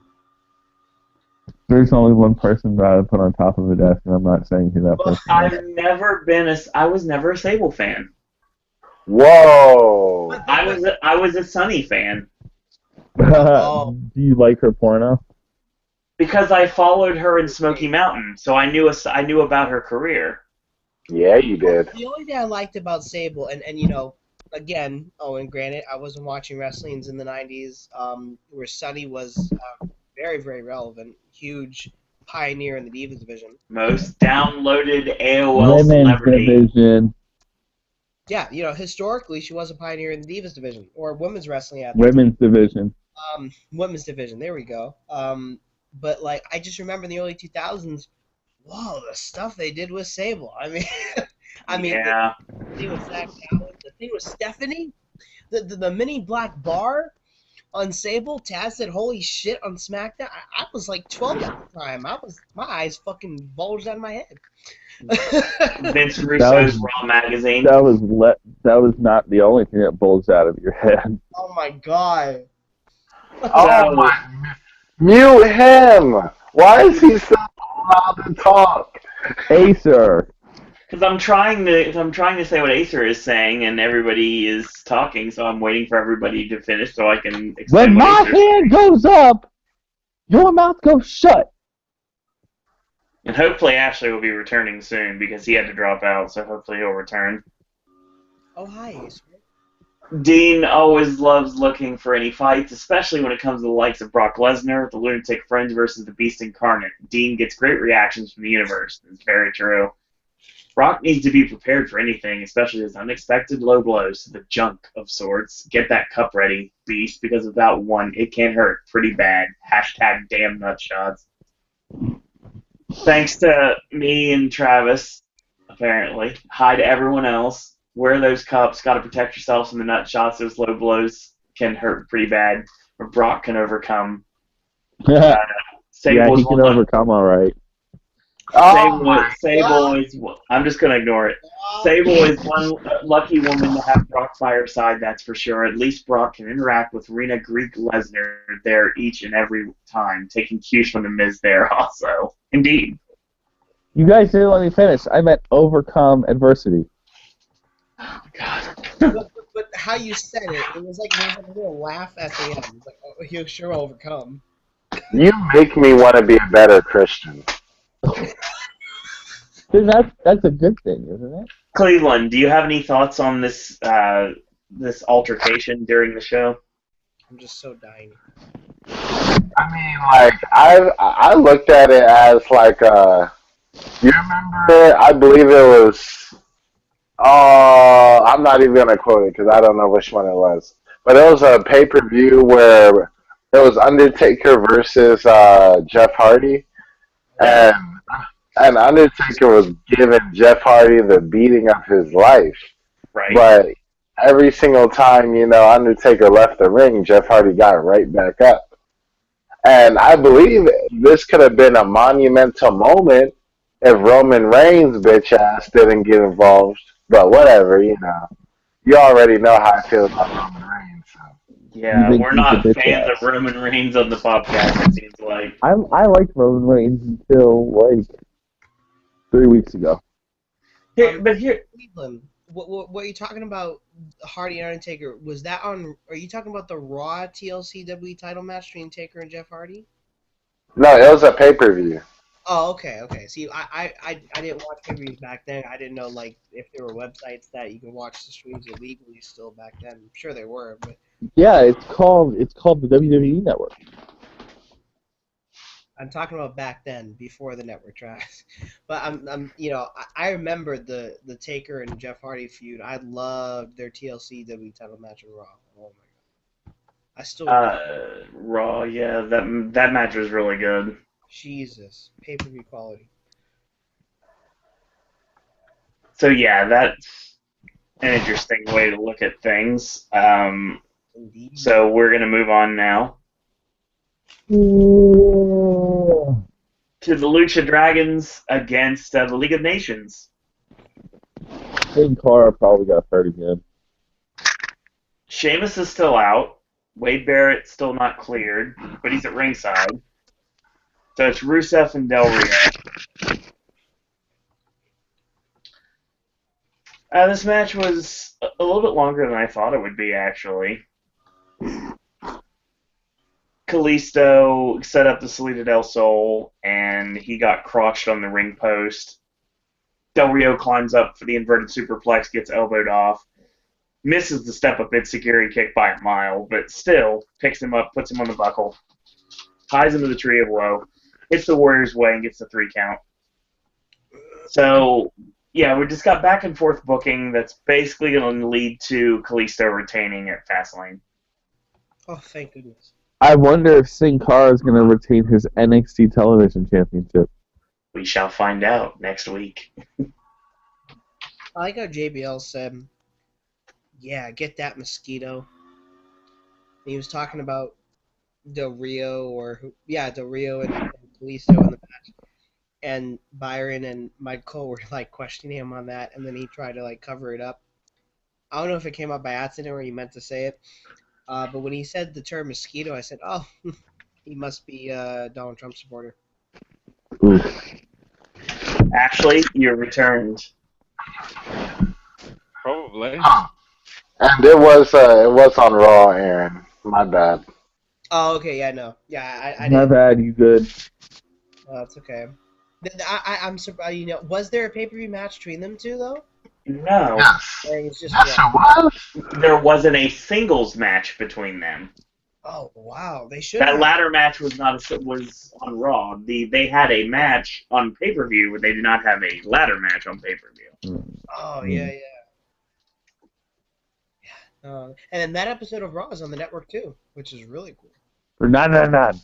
Mark. Fogging.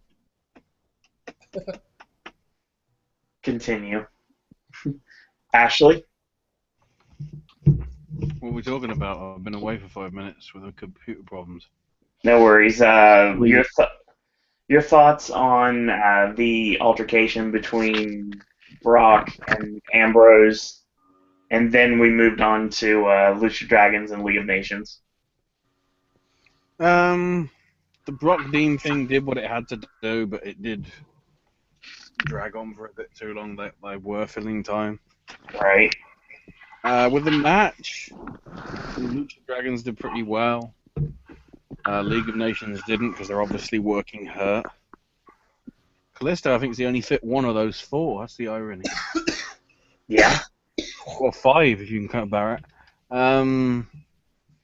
The finish, clearly a signposted what's happening at Fastlane. If you're a Del Rio fan, go back.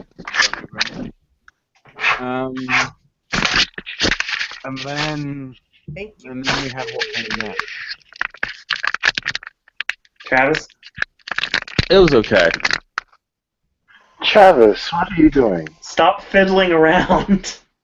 It's because I'm moving. You're such a fiddler tonight. Fiddle about. Fiddler on the roof. Come on. Oh my god. So you thought it was okay then, Travis? I thought it was okay. I think that Sin Cara will lose the NXT television title. I hope you're right. We'll see. Cleveland, do you have any thoughts?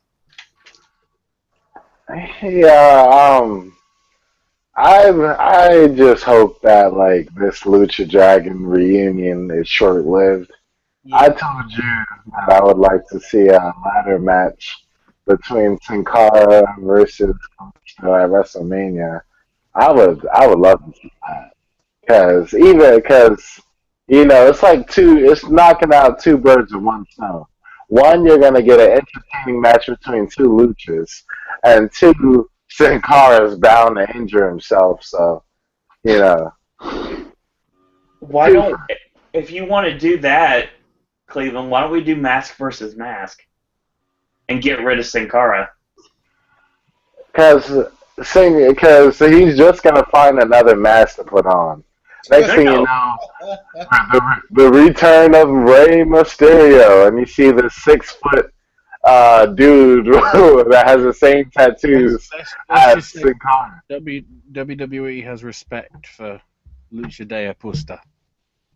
Well, if they did that, I would actually like to see that, Owen, because that match is really rare, especially in WWE or anywhere. That stipulation, mask versus mask. With what Cleveland said, he could just go to Lucha Underground, appear under another mask. God.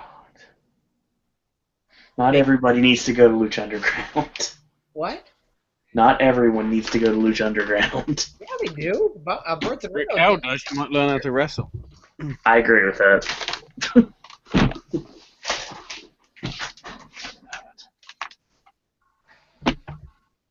All right, so we have it. Speaking of wrestling. Oh, yes. So R-Truth's apparently outside the arena earlier today. Oh, God. For some reason, bumps into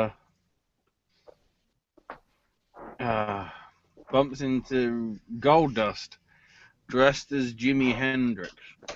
Yeah, it was so weird. This was the weirdest segment of the night. And then it finally cottoned on. Oh, Wyatt. He's trying to be better than little Jimmy by being another Jimmy. Who's God. little Jimmy? Oh. Who's little Jimmy? Little Jimmy is the person that is against us.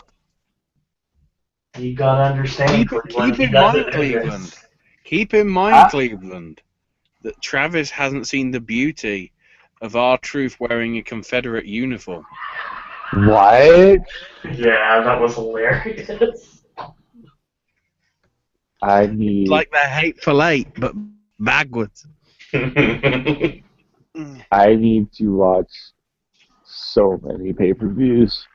It wasn't a pay-per-view. It was a Raw. It was a Raw. It was a lot of Raws. God damn Trey JJ with Slavish News Live. You guys remember the segment between Christian, R-Truth, and The Miz? And they were talking about like who got screwed over worse. Yeah, I go after him. One got screwed over by John Cena. The other got screwed over by Randy Orton, and the other one got screwed over by Lil Jimmy. So, freaking Miz and Christian are going back, saying, Yeah, really? Riley. Really? Riley. Jimmy! That was hilarious. Who is little Jimmy? I don't know how to Little explain Jimmy this. was a little-known inebriated character from WWE SmackDown vs. Raw 2011. but he probably still gets paid more than I do at my job. Amen, sir. I do have. Well, this is not breaking news. This is just something to tell Cleveland. I just redeemed my points for the $25 prepaid visa, so you are going to go to NXT in April. Oh! I'm gonna see, not that I don't believe you, but I will believe it when you give me the ticket. I'll be up there on the 29th at 10 a.m. and I've been fast. I've been able to beat people before. That's what she said. Oh God, the tickets are not. The tickets do sell out, yes, instantly for tapings. But if you put the quantity of tickets you want in your cart and you're checking out, those are your tickets until you can check out. That it's not like you put the card information in and then you place order. Oh no, I lost them. They're your tickets until you check out. 28th, Thursday, 6:30 p.m. Tickets go on sale February 24th at 10 a.m. So be ready. Yeah, it says on the website. And tickets are officially sold out for Orlando Armory now. Tickets are unavailable. You're not going to get tickets, Aaron. Listen, I'm trying. Uses the discount code TShirt30. You get 30% off. Oh wait, that's a different thing. My bad. So why is Goldust going back to the stuttering Tourette's again? Because that's funny. Because we can't discriminate against disabled people. Don't be a bully. Be a retard. Oh, wow. He can say that because of the damn accent. Well, guess what? I'm not going to let that slide. I really don't like that word. Well, guess what, you bloody twats? I'm going to pick up the accent now.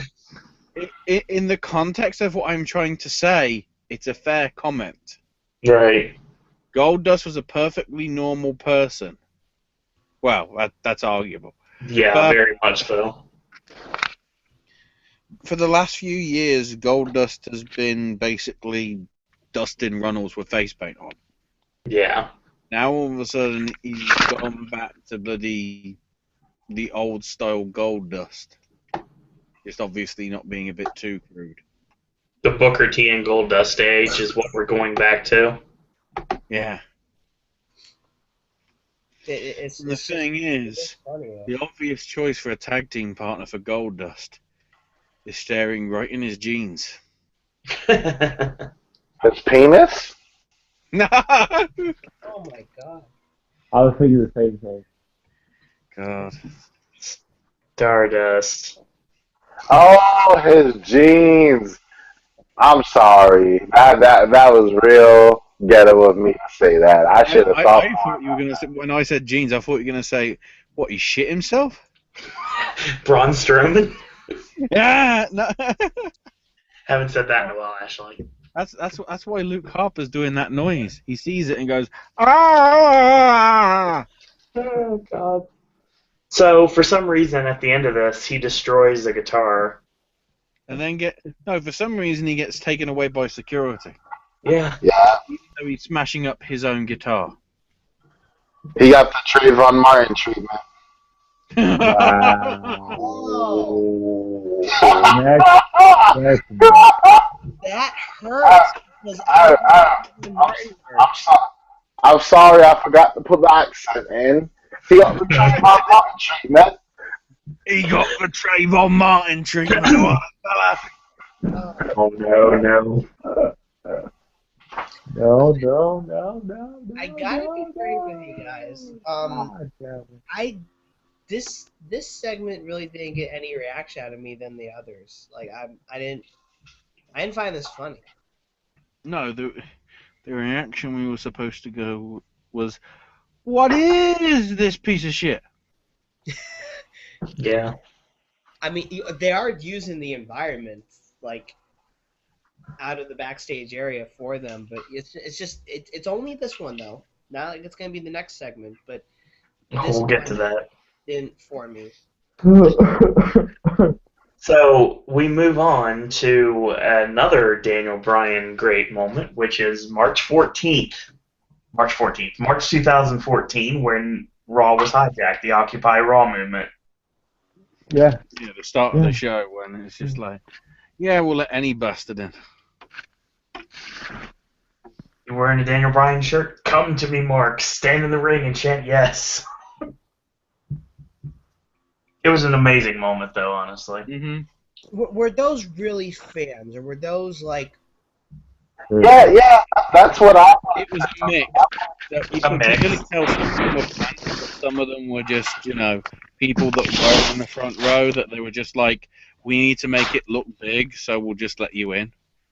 Oh. It's sort of like any Shikara show, but they need it to make it look interesting, so they have, everybody surround the ring during the main event of the evening, drum roll on the apron side. Well, very cool for some fans that were able to do it. All right. And then, of course, we had the finisher flashback, because you have to start smoking. Oh my goodness! What? Do you guys not hear this? Like, I can hear it. who is that? Travis. No, guys, Blame Samsung. It is Raw moving out of Seattle. They're taking the stuff and going to the next city, so it's not going to happen. Let's talk about the next match, shall we? No, yeah, because, first we need to mention that Sasha Banks is making her way to the commentary table. Oh my goodness! Who's jacking off? I'm doing this on purpose to make a point. It's lotion time. It's lotion time. I mean, isn't Sasha Banks? No, I think you'll find lotion time is.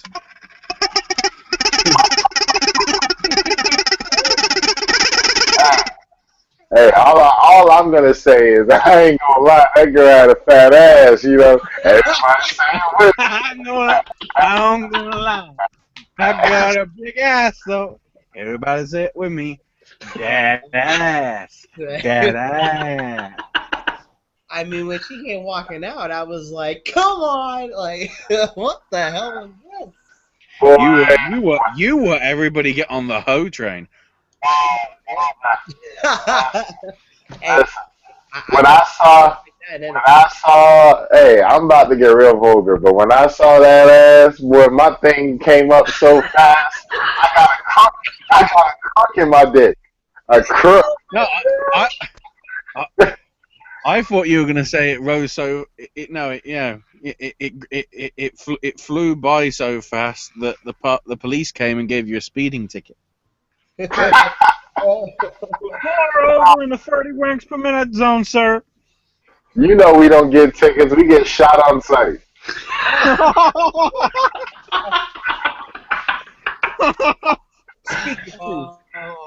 Oh God. So what is that? What is that in your pants? Is that a gun? No, sir. No, it's no gun. It's no gun. That's a gun. Please, just stop. That's what she said. Let's just stop. Let's just finish the show. Oh, now you're tired, Mr. Fox. Sleepy Travis. Get off the coaster then, until you're making you dizzy. Can you not talk to us all sensual-like, please? I'm gonna rip your vocal cords out and make you shove them up your butthole. So What? basically, to talk to Travis, it costs 99 cents per minute and $1.49 each additional Hey. minute. Travis, Travis, I'm not a medical doctor, but I've done some medical evaluations, and I don't think you're fit to be on this call anymore tonight. I'm gonna fuck your shit up, bitches. What? Oh my god. Okay, Travis. Can To, I just clarify something? Okay. Not Travis, don't answer this. Everybody else answer. Is anybody drinking alcohol? Yes. no. No, because I was going to say, if any of the rest of us, bar Travis, were drinking alcohol, he got drunk through us via Google plus osmosis, which is weird. I'm just joking. You- I'm not. I'm just super tired and I want to go to bed and I just don't want to leave because I'm not that kind of person that leaves. I was gonna say because I think we have to clear Travis before he retires from the podcast. I think Travis Speaking of fell people that asleep don't at least leave, 3 it's- times tonight. Speaking of people that don't leave, Wait, what did you say, Owen? I'm pretty sure you fell asleep at least 3 times tonight. Oh, I did. You did because I heard snoring when I was listening to Ashley talking about a segment. speaking of don't leave, it's Becky Lynch versus Jimmy Snuka. Oh, Travis says another thing about my butthole. I'm gonna make him retire. oh my god! What did you just say? I heard one of 2 things, and I'm not sure which one. Did you just say the R word? I said that if Travis says another thing about my butthole, I'm gonna make him retire. Retire? Retire. Okay, I thought you said the actual R word. If you did, I would have been so pissed off at you. I really don't like that word. Well, then, Travis, you probably wouldn't have liked the gimmick Eugene. Oh God. Now Yeah, that's you- how you spell Bananas. To be honest, Eugene made Vince McMahon more of a villain than Stone Cold Steve Austin. Can we just get to Jimmy Superfly Snuka, please? Yeah, Becky Lynch and Tamina was up next. Shit segment. Next segment. Why it wasn't. do you want Sasha No, the Banks? match was good. Surprisingly. I really and- want Sasha Banks to talk again. Well, Promo. here's one thing I thought was really interesting. Naomi gets up in the middle of the match, and Sasha's just doing commentary and everything, and she's kind of helping Becky up because Becky is knocked to the outside, and they're arguing. And next thing you know, Sasha just comes across and just waylays her right in the face Oh and no, pushes her into the ring steps. it was funny, yeah, because like Sasha Ha. she said, I'm sorry, guys, I have to get up. I said, yes, baby, get up. And then she got up. Are we just gonna let that slide? He whipped her. That's a word. When you're in that sort of sleepy state, Travis, 3 You're- o'clock in the morning. you're the one that's interrupting when you want us to get through it quicker. Exactly. That's right. You're supposed to just lay down, let it happen, and let us take care of all the work. Whoa. I wouldn't go that far, Cleveland. We haven't reached second base yet. Oh, well, you I gotta, don't yeah. want my asshole being that big. Oh, my goodness. God. Stop. We do not want to hear Hang on. about I realised there's something that might wake up Travis. I've heard Eva Marie is going to be having a new entrance theme. What? It's entitled "We All Live in a Yellow Submarine."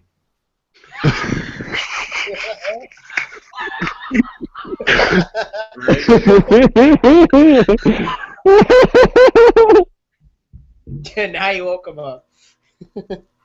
Oh, and I'm sorry. The second choice is Bob Dylan's "Subterranean Homesick Blues." I don't know. I'm trying. I am. Well, Submarine. you're the one that wanted jokes. Yeah. The one thing that happened in this match that was probably the best part of the entire match, besides the actual match itself, was the fact that Naomi ate the exploder suplex on the floor. Yep. That looked awesome. He ate it. Yeah, I love. Becky went back in the ring, ate the super kick from Tamina, and Cleveland, your girl wins. That's right. To be honest, like, I'm glad to see that. I think that, like, WWE is finally starting to listen to me because more, like, each week, more and more of people I root for is, like, being, like, pushed over. So Right. keep it up, WWE. Keep it up. Well, no, that was the same thing. What I wanted to say about the Miz TV, what Cleveland had just said about WWE listening to people, because I swear they read my tweet and then said, okay, let's just put AJ Styles out there, because I'm not getting anything from the Miz and Jericho. And then I just said, okay, this segment's literally going nowhere unless AJ Styles comes out. Then 2 minutes later, I was out there. I say, thank you, God. See, here's the thing. Thank God, baby Jesus in his golden diaper. It's pretty clear that WWE listened to us anyway, so there you go. I swear, All right. Ashley, what do you think of the match? Actually pretty decent. I was sort of surprised considering I'm not really giving a damn about Team Bad at the minute because Right. the whole concept of those teams needs to die. And the fact that it now seems to be evolving into Team NXT versus Team Divas, you know what fucking side I'm on. NXT. Some of the stuff that Acer's saying in chat's hilarious. Hashtag Cleveland crazy with guns. Hashtag Sleepy Travis. Hashtag Travis about to rip some people apart. I'm gonna rip y'all to shreds. See, you've made too much comments about my butthole for me to hear you say that. For me to hear you, I don't want to know what you're gonna rip, but all I know, it ain't gonna be my ass, Travis. It ain't gonna be my ass, Travis. I mean, it might be pages, but sure as hell won't be Cleveland. Shoot, you can do it to Owen. You can do it to Owen. Y'all live close to each other, but you ain't gonna do it to me. No I'm one's gonna doing be- anything to me. I'm gonna be living in Florida soon. I'm gonna beat your ass, kid. You don't even know it.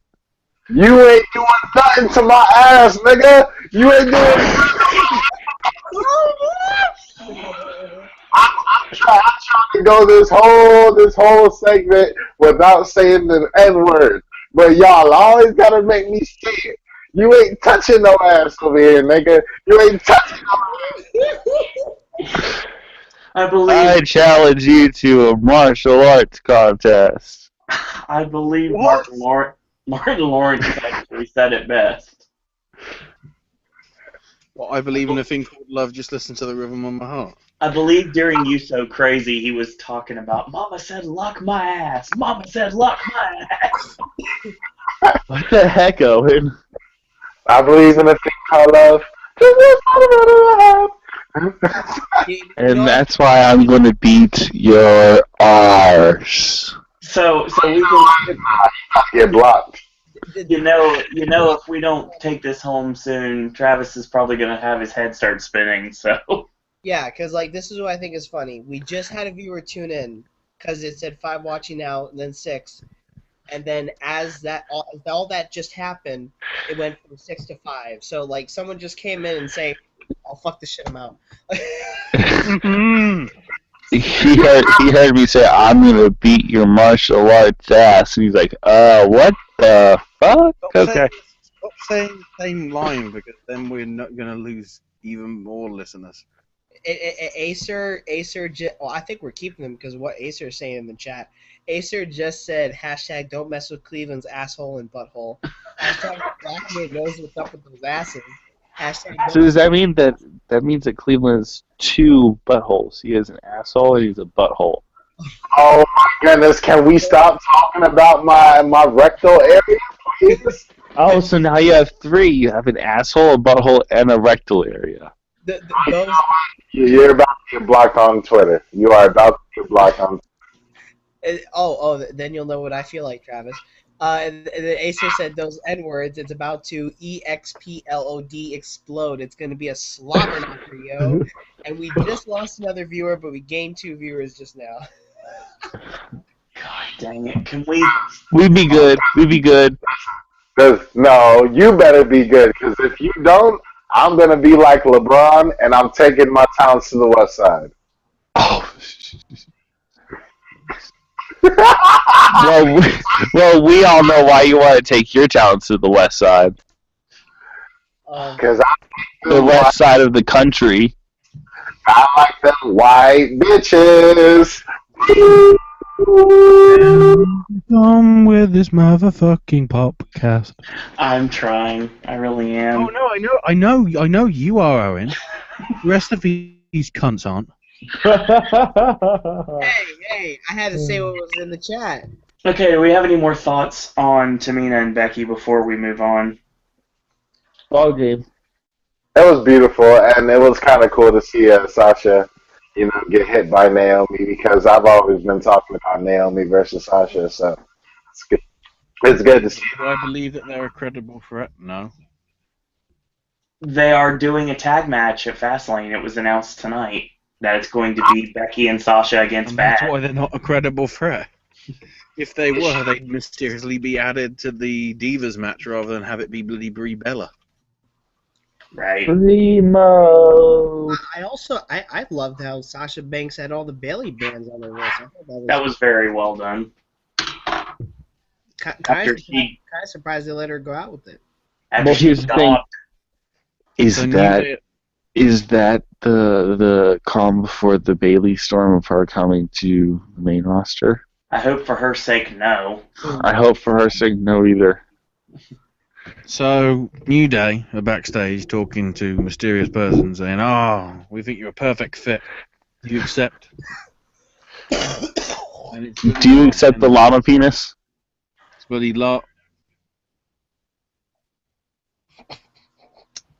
Travis. Mark Henry. And apparently, I don't know if this is because I didn't make it out clearly. I don't know if there was some stipulation that he wanted to go on the trombone. Which, of course, Xavier was like, "Oh, no. And then even got groovy and had more groove than Biggie Langston, and that's petrifying. He is sexual chocolate, after all. Yeah, it's never left him. Sexual chocolate. So, New Day come out and introduce their tag partner, Mark Henry, unicorn horn and all. And then the Usos come out, and then finally, the Dudley Boys.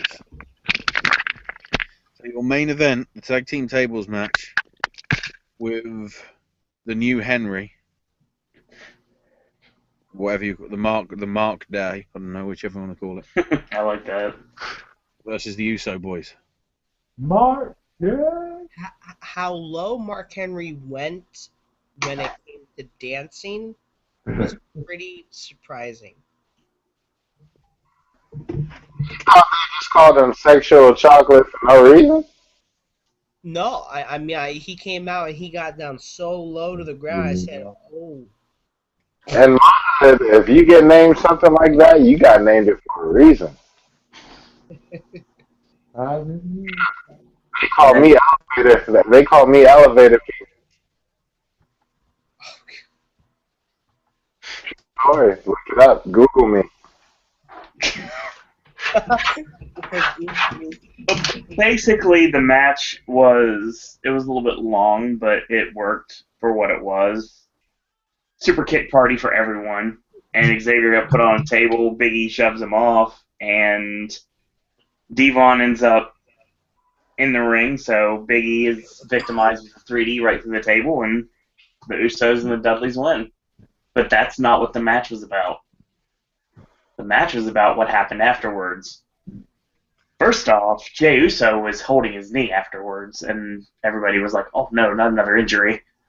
That's all we need."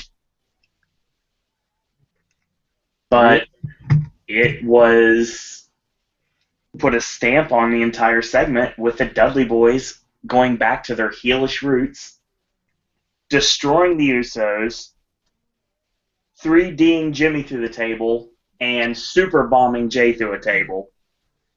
Do you know who we are? That made me so happy to see that. We're the baddest tag team on the planet. And Devon said, "Oh, my brother, testify," and it was kind of like, oh my god, the real Dudley Boys are back. We're gonna lose. What the? If Bubba Ray had the kind of flexibility to say what he said in ECW when they started riots with what they said to people in the crowd, it'd be really entertaining for a while. They're going to have some handcuffs on them, I'm sure. But to get like a Bully Ray version in WWE, I'm all for it. Yeah. I feel like I want the Usos to slow down on how often they use the super kick. Like the super kick was something that was like devastating. You know, like it brought people to their knees. Don't just be doing the super kick left and right. Like when you even like people who are just beautiful at doing it, Kevin Owens and Dolph Ziggler, you don't see them like just. Let's be honest. Let's be honest, Cleveland. They think they're the Samoan version of the Young Bucks. They really do. Nowhere close. I know. The Young Bucks are actually, over.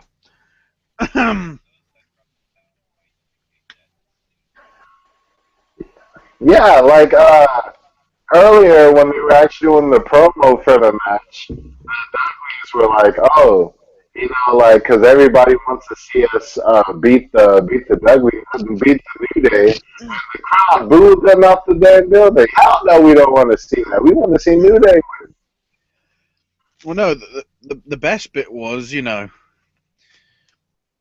Usos were saying this is our match, and technically every supermark in their head is going, "You've faced each other 18 times already this year alone. Give somebody else a fucking chance." And that's a year that's only lasted, what, 40 days? Oh my god, it's February. It's almost February 10th. Mm-hmm. Yeah, Halloween Horror Nights is right around the corner. Yeah, it is. Yeah. Yeah, well, actually, today is day 40. 218 Big days house. till preview night. Oh, I'm getting excited.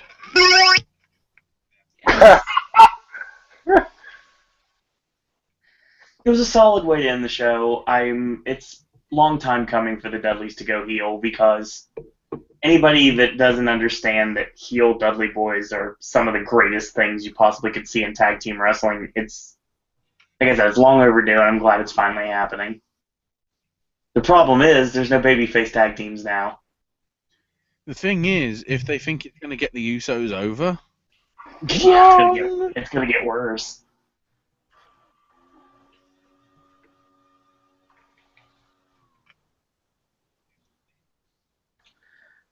And Aaron, do you have any thoughts on the match?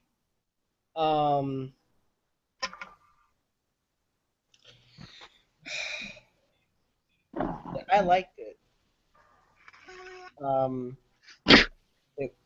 So did the Chinlock horn, apparently. sorry, it's not going out.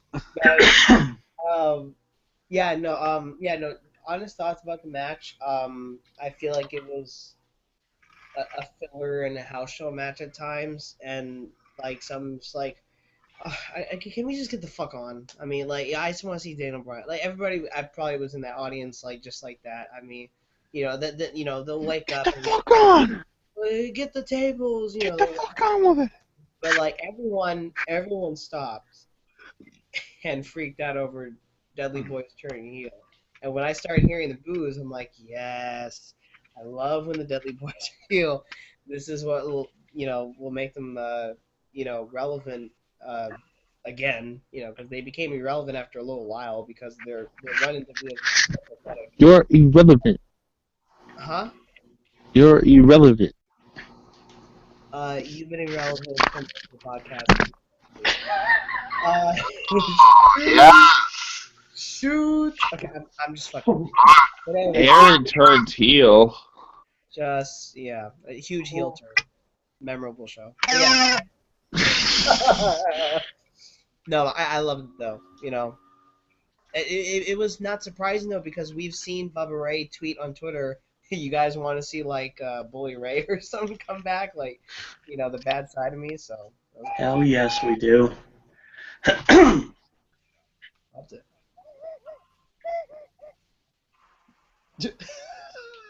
Do we have any more thoughts on the match before we move on? It was good. He's almost playing the flute. He's playing the flute. Cleveland, what do you think of it? I mean, like, I just love the fact that, like, the guy that I saw in TNA, because that's the Bubba Ray that I like. Right. Like, I like only the ECW and the TNA WWE boys are the ones that I like.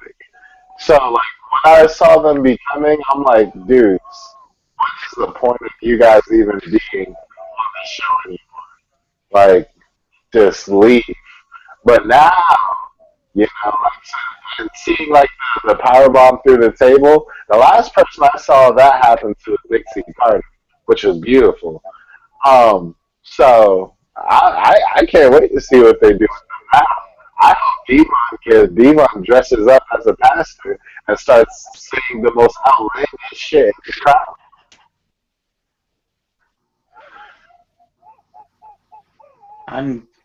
I just thought it was a well done segment, even though the crowd just clearly wanted to get to the final part of the show. It was well done for what it was. All I hear is a train. Travis, Yes. you're hearing the train. Yes. Ashley, The fuck train. it is time for you to do your job. The fuck train has no brakes now. Yes.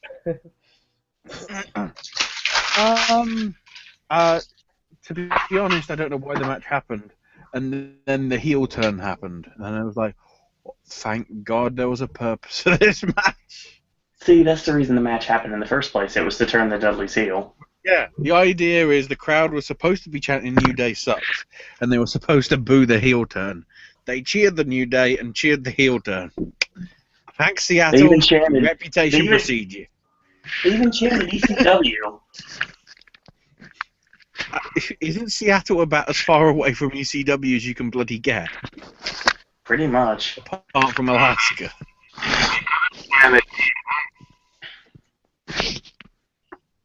I beg your pardon? They could have chanted TNA. No, they Could did have. that for later.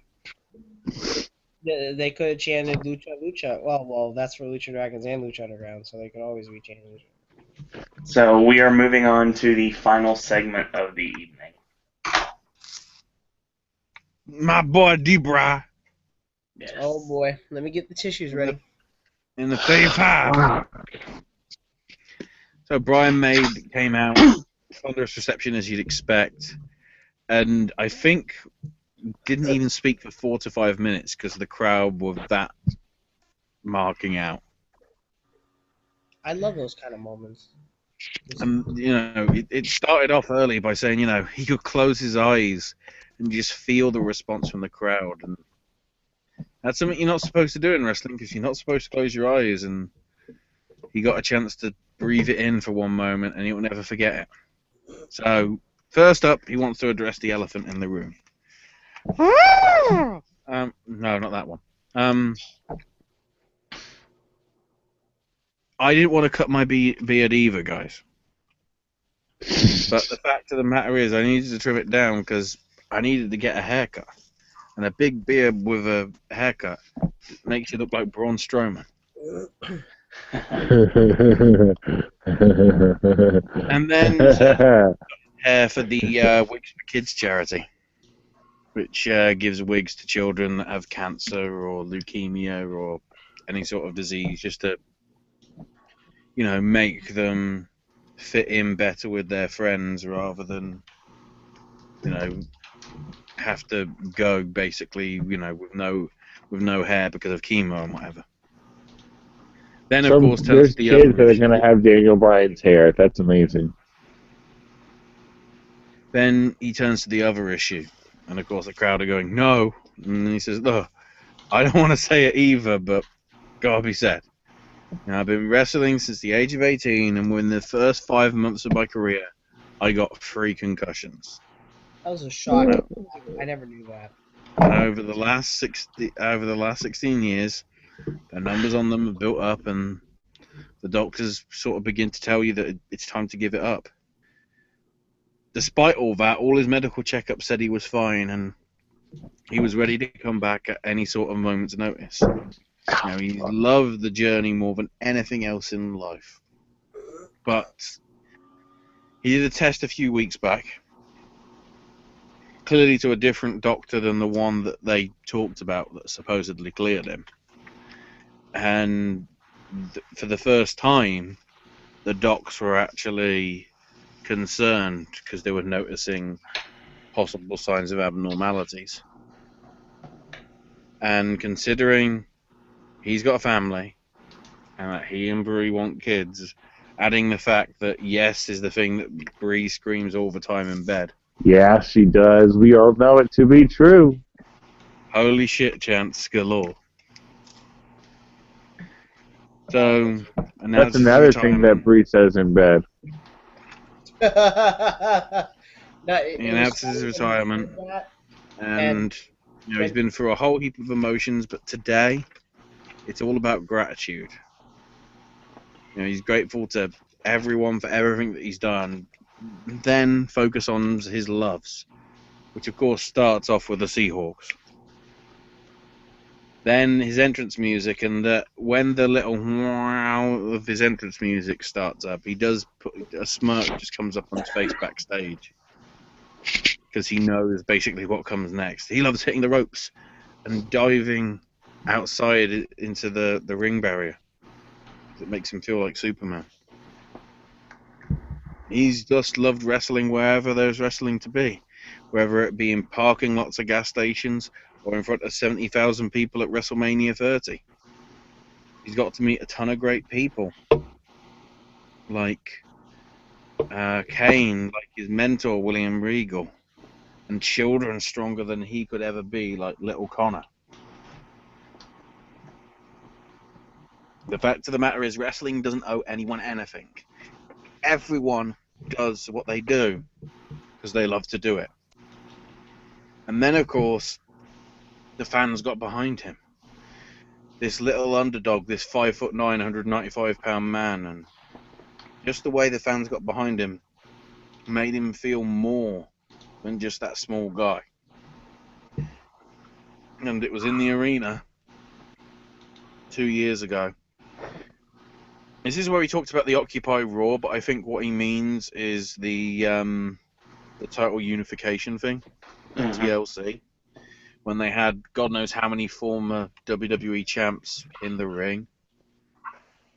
And, the whole idea is it was going to be a celebration of both belts before they get melded together. And all the crowd wanted to chant was Daniel Bryan. And as I previously mentioned, he was laughing his ass off. And then, I think, was it Jericho that, raised his hand? Yes. And it was like, he knows. But the big thing for him about that, was that night, his dad was in the crowd. And he pointed over to where he sat a few years back, accompanied now by some bloke with a sign that I couldn't read because it was too small. And a Daniel Bryan mask. And said, that's where he sat that night. and he saw the reaction that his son was getting. That was the last time he got to see his son wrestle, and those fans made it special for everyone. And because of wrestling, he got to meet the best woman in the world in Brie Bella. He's grateful as well that he got the chance to announce his retirement in front of his hometown fans, in front of his mum, in front of his sister, his family and friends, his wife, and all the wrestlers in the back. Tomorrow, Bryan starts a new life. No longer a wrestler, but that's tomorrow, and tonight's one last night, and he wants one last yes chance. They do so, the music hits. Brie comes to meet Daniel, they hug and kiss. And then it cues into the network extension, which was only like 4 minutes. With the entire locker room out on stage, Vince leading yes chants from the stage. Then Bryan's hugging and high-fiving all the people at ringside, including Cole said,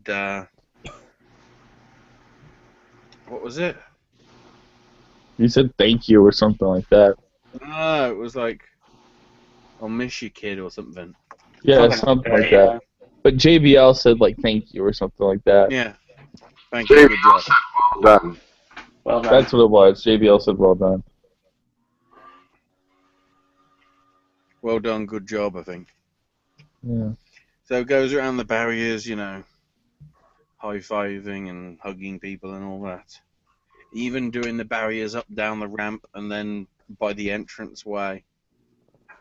He then proceeds to hug Vince McMahon, gets to walk through the Guard of Honor, and head to the back.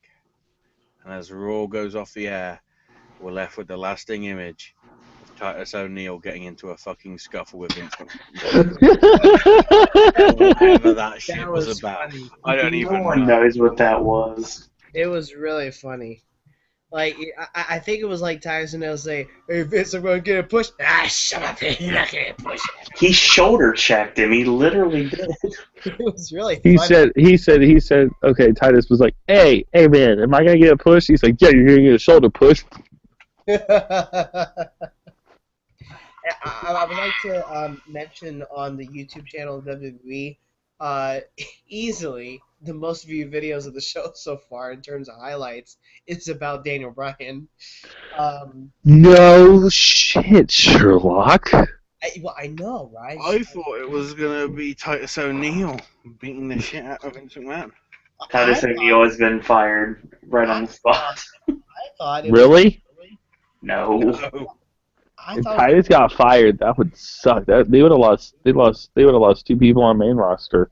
But they have videos of when Daniel Bryan and Brie Bella were walking toward the ring before the speech was made. That's Raw Fallout. Daniel Bryan comforted by his family before he walked out, and also a near 6-minute Raw Fallout interview, which is really, really long for a Raw Fallout video because this is Daniel Bryan. Daniel Bryan reflects on an emotional speech with Brie Bella, so that's on the WWE YouTube channel. Go subscribe to that for free. Go subscribe.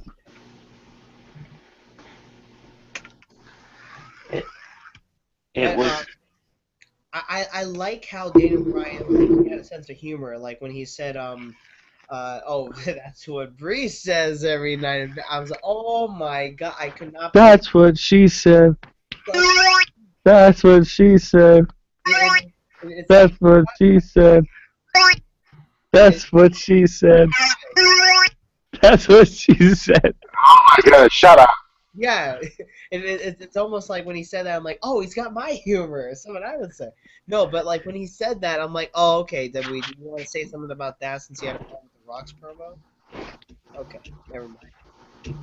No, I liked how he got away with that. What are they gonna do? Fire him?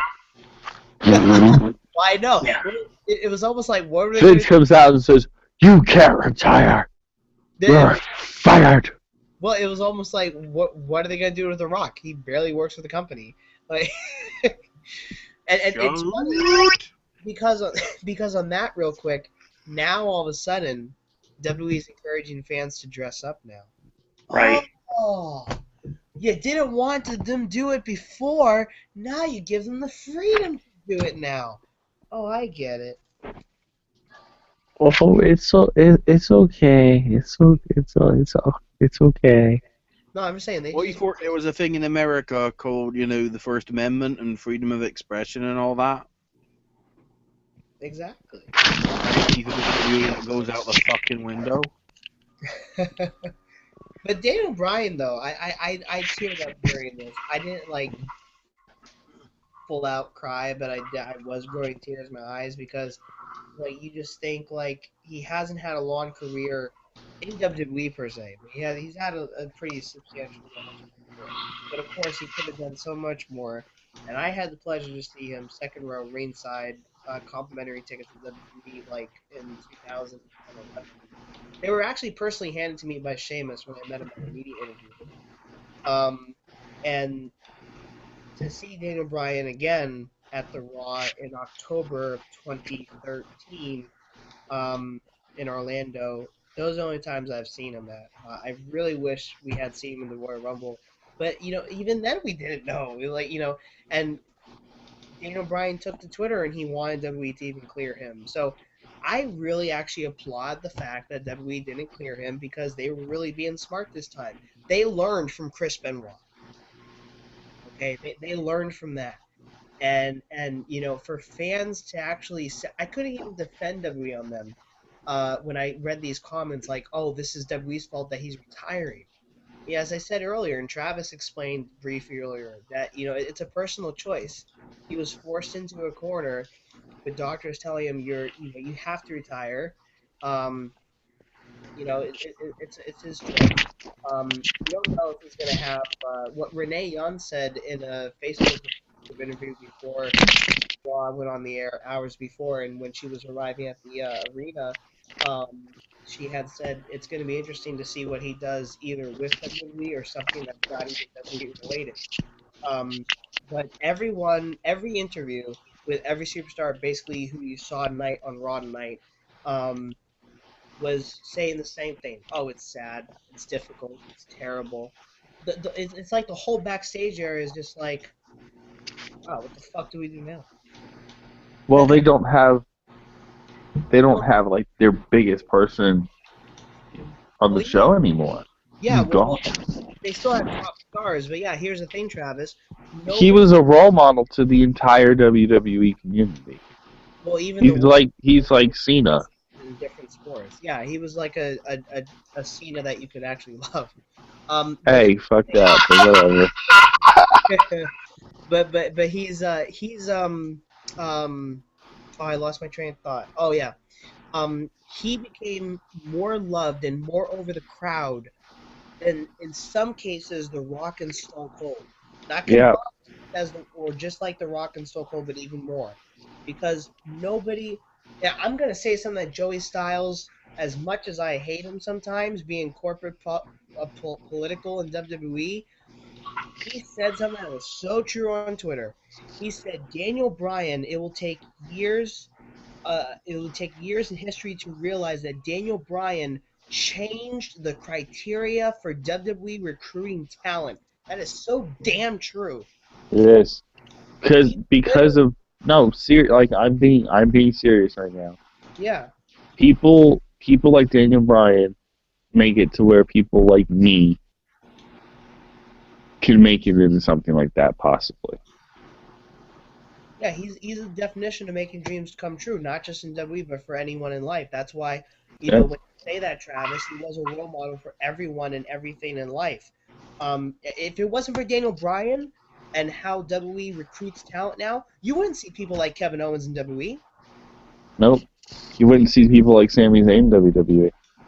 So, it's just the fact that how much Daniel Bryan accomplished and, and to see it kind of taken not away from, nobody can take away his WrestleMania moments, but to see like everything he worked for kind of taken from underneath him, with this forced into retirement, basically what it was, it's really heartbreaking. So I think that's why I cried at this one, and I got goosebumps with Edge's speech and Ric Flair and Shawn Michaels. I didn't cry at those though, and they were my favorite wrestlers. But this one just like hit me, I guess, the hardest, because you just felt so bad for the guy,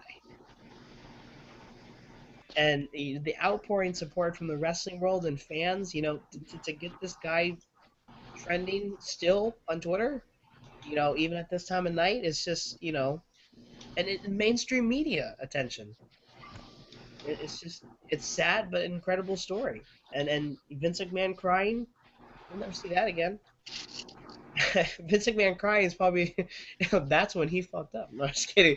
No, but Vince McMahon being genuine as he is, that's probably the most genuine I've ever seen Vince McMahon. He's actually crying, and I think he mouthed the words "I love you" to Daniel Bryan when he hugged him on the network. I could be mistaken. I'm pretty sure he did. But he did say something else, and Daniel Bryan looked at him real behind him and smiled, and then walked away. But yeah, so.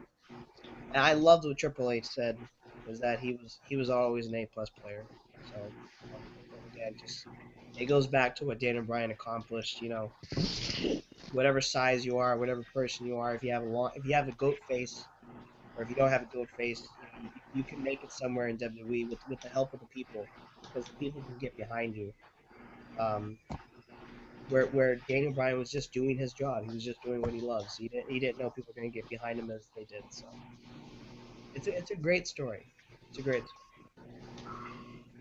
Cleveland, do you have any thoughts? Well, there's always the thought that there's maybe more stuff that he could have done. There's more championships he could have won, stuff like that.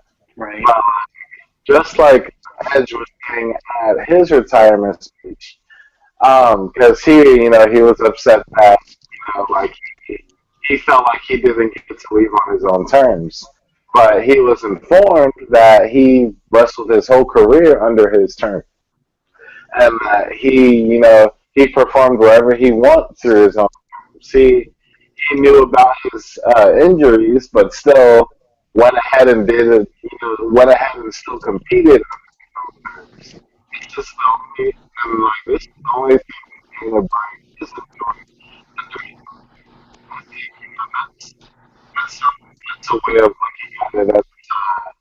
That's like saying at the end of the day, he's still got to win, because through his whole life, he chose how he wanted to be. He chose that he wasn't going to win. And he chose that he was going to get to the top, no matter what anybody had to say. It's awesome to see him losing my life, not going through the wheel.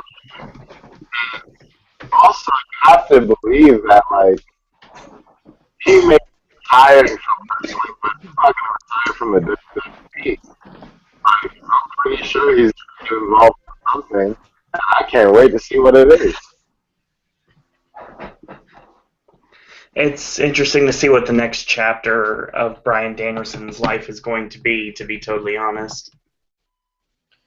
I say if you want to find out, just follow him on Twitter and Instagram. You'll find out there. So that's pretty much Raw for tonight. We have a lot more to say, and we're going to do that on Wednesday. Yeah.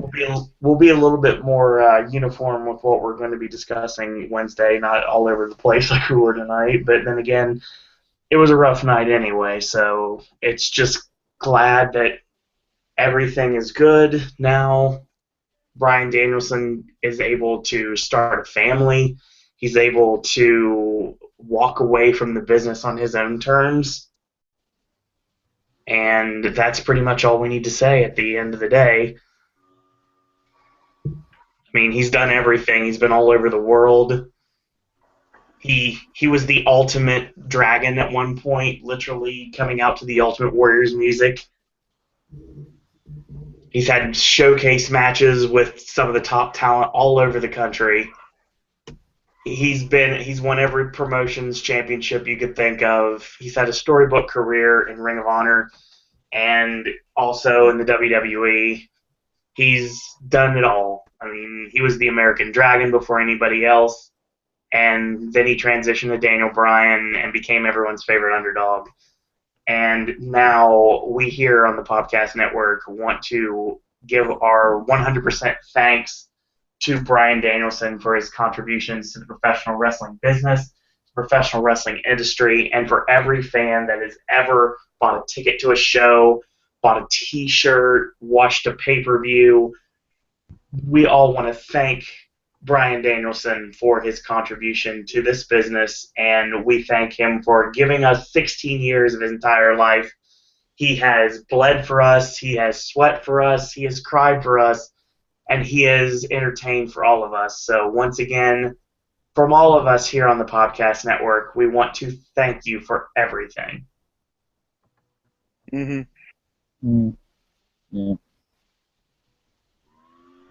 So that being said, everyone, thank you for joining us tonight. Before we go home, real quick, we're going to be shouting out the Popcasters here. So, Cleveland. Couldn't let me collect myself. Absolutely. You could follow me on Twitter and on Instagram at ControCleve, ControcLeve. You can also follow me on Snapchat. It's ControCleve without the E at the end. You should subscribe to me. I have a YouTube page, Cleveland Henry, ClevelandHenry. This Thursday, I'm going to be having my second podcast, and it's going to be basically on talking about. Well, Travis is going to be a part of it. I don't know if you guys want to be a part of it as well, but you guys are about as open as anybody to basically talk about our first experiences in watching wrestling, what brought us to actually want to watch it, and with the moments and the superstars that made us fall in love with this sport. Because trust me, if we didn't love it, I don't know if we would be still listening to it at this point after so much disappointments. But we love. You see, the Daniel stuff got me so shook. But anywho, it's moments like tonight that makes us still want to continue watching this product that we love. Right. Very true. Travis. You can follow me on Twitter, Instagram, Periscope, and Facebook, and now YouTube at Travis Coaster. I will be posting Destiny Let's Play today on the YouTube channel, and then next Monday you will be getting the first ever Universe episode featuring the bookings that Owen has done. And damn, I just want to say they are good. They're very good, and I can't wait to see what he does with WCW. What? We'll hype it up on Wednesday. Yeah, Yes. we'll drop probably one match of each, just to get it hyped, and then yeah. But I will say we institute the NXT TV title and the Women's Championship. It's awesome. The champions are pretty weird, but it's good. And then you can follow the podcast I do on Twitter at CoasterCasters and on Instagram, Periscope, Facebook, and YouTube at the CoasterCasters Podcast. I just want to say, even though I've only seen him on Total Divas mostly, I haven't seen many matches from him. Daniel Bryan / Bryan Danielson is a once-in-a-lifetime character. You will not meet anybody like him probably ever again.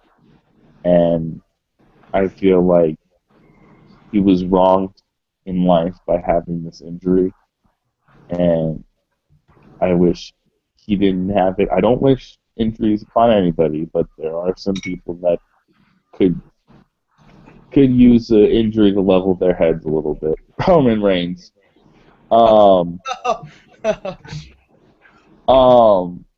but this is not what he needed. But he had a great career, and I'll support him with whatever he does because he's such a good person. Along with whatever happens with Cena after he comes back.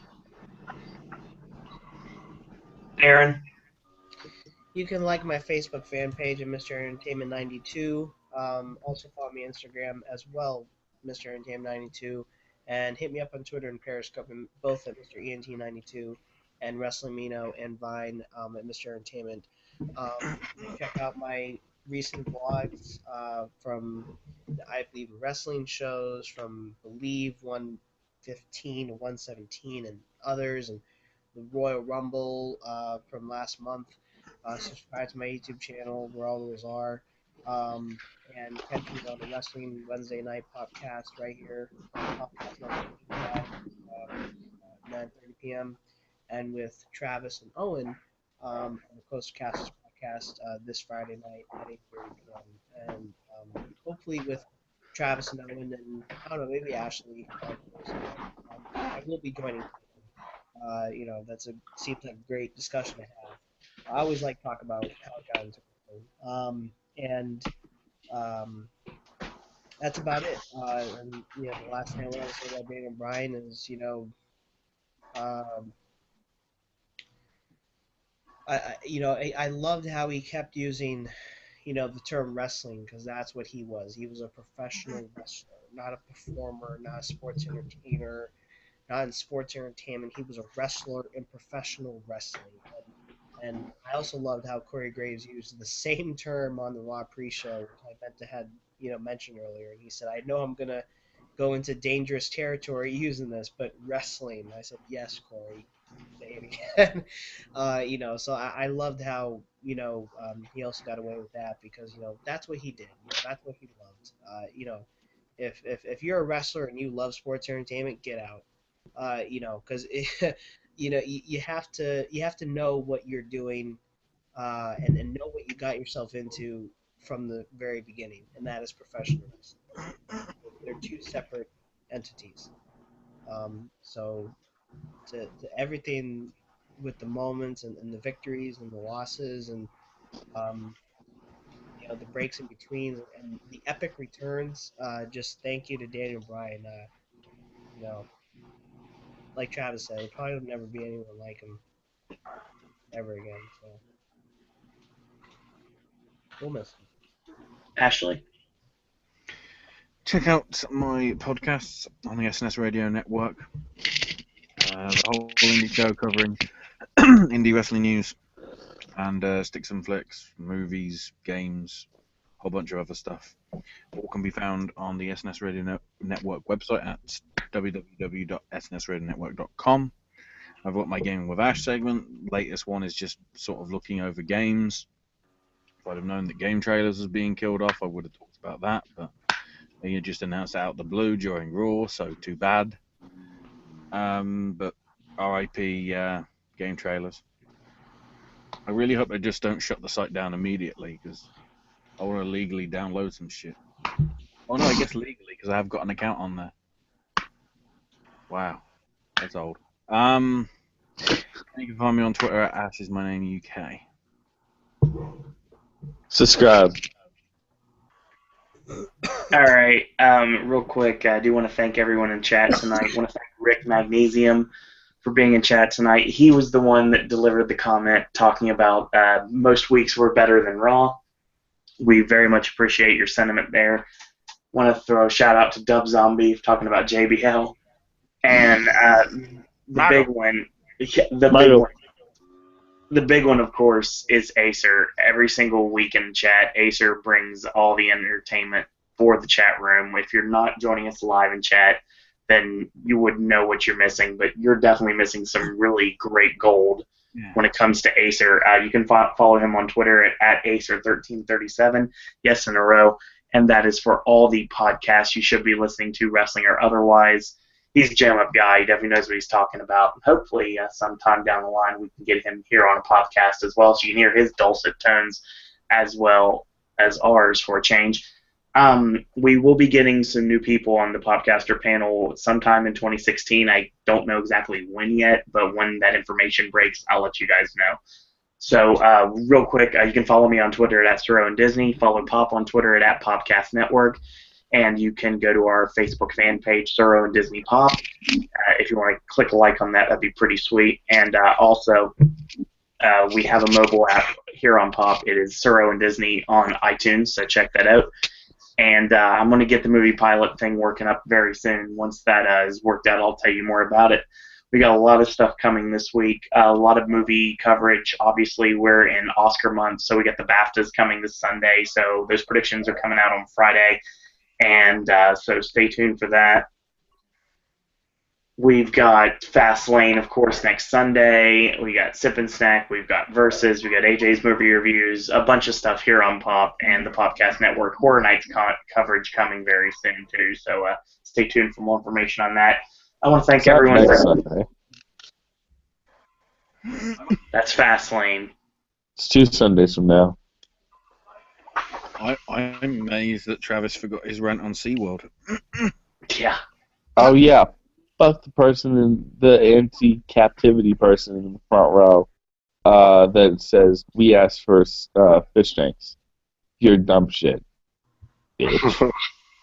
So when I said the BAFTAs are this Sunday, I meant the fact they are going to be next Sunday, and, well, they are this Sunday, but the predictions are actually coming out this weekend. So BAFTA predictions and the BAFTA show are this weekend, so stay tuned for that. Our Oscar predictions are coming next week, and our Spirit Awards predictions the final week of February to kick us into Oscar Sunday and the Spirit Awards on Saturday. So a lot of movie coverage, a lot of wrestling coverage, obviously. Wednesday podcast coming. The Spirits are Friday, aren't they? That's Saturday. 26th. Spirits are always Saturday. It seems to be 26th this year. They're moving it. I don't know why. I need to look into that. But yeah, that's what we've got coming up. So stay tuned. We've got some really great content. Wednesday Wrestling Popcast. We're talking NXT. We're talking Lucha Underground, Impact Wrestling, talking Daniel Bryan, and some other stuff. We're going to be spoiling SmackDown, doing a bunch of things here on Wednesday. So stay tuned for that tomorrow. And that's all we've got for this evening. I want to thank everyone for joining us tonight. Thank you, everyone, for watching. And until tomorrow, boys and girls, that's all we got to say about that.